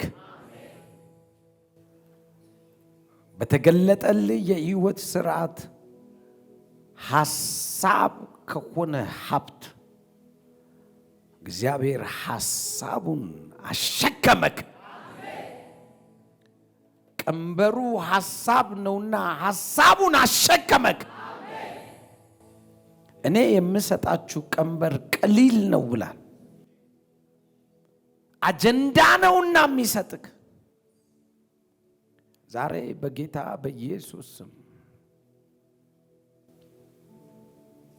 ከዚች ደቂቃ ጀምሮ ሰው ሁሉ ጤንነት ይፈልጋልና ጤና ይሆኑ ዘንድ የሚያስፈልገው ሐሳብ በውስጥ ገባ። ጤና የሚሆኑበት ነገር ብትሰራ ሰው ሁሉ ጤንነቱን ይፈልጋልና ተገናኘ። ሰው ሁሉ ትራንስፖርት ይፈልጋልና ምግብ ይፈልጋልና አክሰሰሪ ለትለት የሚጠቀሙበት ነገር ይፈልጋልና ያ ሐሳብ ዛሬ በራስ ላይ ተቀመጠ ተቀመጠ ተቀመጠ ተቀመጠ ተቀመጠ። በጌታ በኢየሱስ ስም የምትፈጽምበት ጉልበት ተገጠመልህ። ኃይል ተገጠመልህ። ችሎታ ተገጠመልህ። ጉልበት ተገጠመልህ። እግዚአብሔር ፊቱን አበራልህ። ሞገስን ሰጠ። ልታደርገው የምትችልበት ሞገስን ሰጠ። ሰውን ሰጠክ። መልአክን ሰጠክ። የምድሩን አፈር ሰጠክ። ውሃውን ሰጠክ። እንዲሁም ደግሞ አየሩን ሰጠክ። ለሰው ልጅ የሚያስፈልገው ሁሉ ተዘጋጅቷልና ተገናኘኸው ተገናኘኸው ተገናኘኸው። 3 ጊዜ ጮክ ብለህ ከዚህ በኋላ አልተላለፍም እገናኘዋለሁ በልከ ድገመው በጌታ ድገመው በጌታ ለመጨረሻ በለው። እንደ አፍ ቃል ሆነብህ። በአፍ ቃል ይዤሃለሁ። በአፍ ቃል ጠምጄሃለሁ። በአፍ ቃል አስሬሃለሁ። እንግዲያውስ ውጣና ተገናኘው። እንግዲያውስ ውጣና ተገናኘው። ከዚህ በኋላ የምትስብበት አትራክት የምታደርግበት በኢየሱስ ስም ከአንተ ጋር ተገናኘ። አወጅኩ፣ እጄን አንስቻለሁ፣ ተገናኘ። በጌታ በኢየሱስ ስም ይሄንን ሊያገለግል የሚችል ማናቸው መላእክቶች ፈጠኑ ፈጠኑ ወደ አንተ ፈጠኑ ወደ አንተ ፈጠኑ ወደ አንተ። ጮክ በልና አልተላለፍም በልስ። የኔ የሆነ አለ በልስ። ድገመው በጌታ ድገመው በጌታ በጌታ በኢየሱስ ስም። በከንቱ ድካም አበቃ። በከንቱ ድካም አበቃ። በከንቱ ድካም አበቃ። በከንቱ ድካም አበቃ። አንድ አፍታ ሐሳብ አገኘው በልልኝ። አንድ ደቂቃ ሐሳብ አገኘው እያልክ አውራ። ሐሳብ አገኘው ሐሳብ አገኘው ልባርክ። ከዛ በኋላ ሐሳብ አገኘው ሐሳብ አገኘው ሐሳብ አገኘው ሐሳብ አገኘው ሐሳብ አገኘው ሐሳብ አገኘው ሐሳብ አገኘው ማጋዲያ ዶሎባዳ ሐሳብ አገኘው ሐሳብ አገኘው ሐሳብ አገኘው ማማ ማማ ማማ ማማ ማማ ሐሳብ አገኘው ሐሳብ አገኘው ማሬቪያ ዳላባዶስ ሬዲያ ዳላማዶሳ ሬቢያ ዳላማዶስ አላባዲያ ዳላባ ራቢያ ዳላማ ግላባዶስ ሬቢያ ዳላማ ሩባ ጄናማ ሬዲያ ክላባ ሩባ ጃናማ ዳላባ ዜቢያ ዳላማዶስ አላባ ግላባዶስ ሬያ ዲያ ላማ ሩባ ዳላባ ዚያ ዲያ ላማ ግላባዶስ ሐሳብ አገኘው ሐሳብ አገኘው ሐሳብ አገኘው ሐሳብ አገኘው ሐሳብ አገኘው ሐሳብ አገኘው ሐሳብ አገኘው ሐሳብ አገኘው ማየሊ ቤዴኔማ ማየዲ ላቫዶስ ቤያዲ ላቫዲና ማዶ Revia dalla maruba dalla ba. Lea dia dona maglavados. Lea dia dalla mar. Asaba genyo. Asaba genyo. Asaba genyo. Le. ተፈጸመ። እጅህን አንሳልኝ። ይሄ ሲሪየስ ነው። ዛሬ ማታ ሊፈጸም ይገባዋል። አሜን። በተኙም ጊዜ እንቅልፍም በመኝታቸው በጣላቸው ጊዜ እግዚአብሔር ሕልምን ሰጣቸው። አሜን። ምን ሐሳብ መስራት እንዳለብህ በሕልም አየክ። አሜን። በሕልም አየክ። አሜን። እንዲሁም በእኩለ ሌሊትም እንቅልፍም በጣላቸው ጊዜ ራእይን አዩ። አሜን።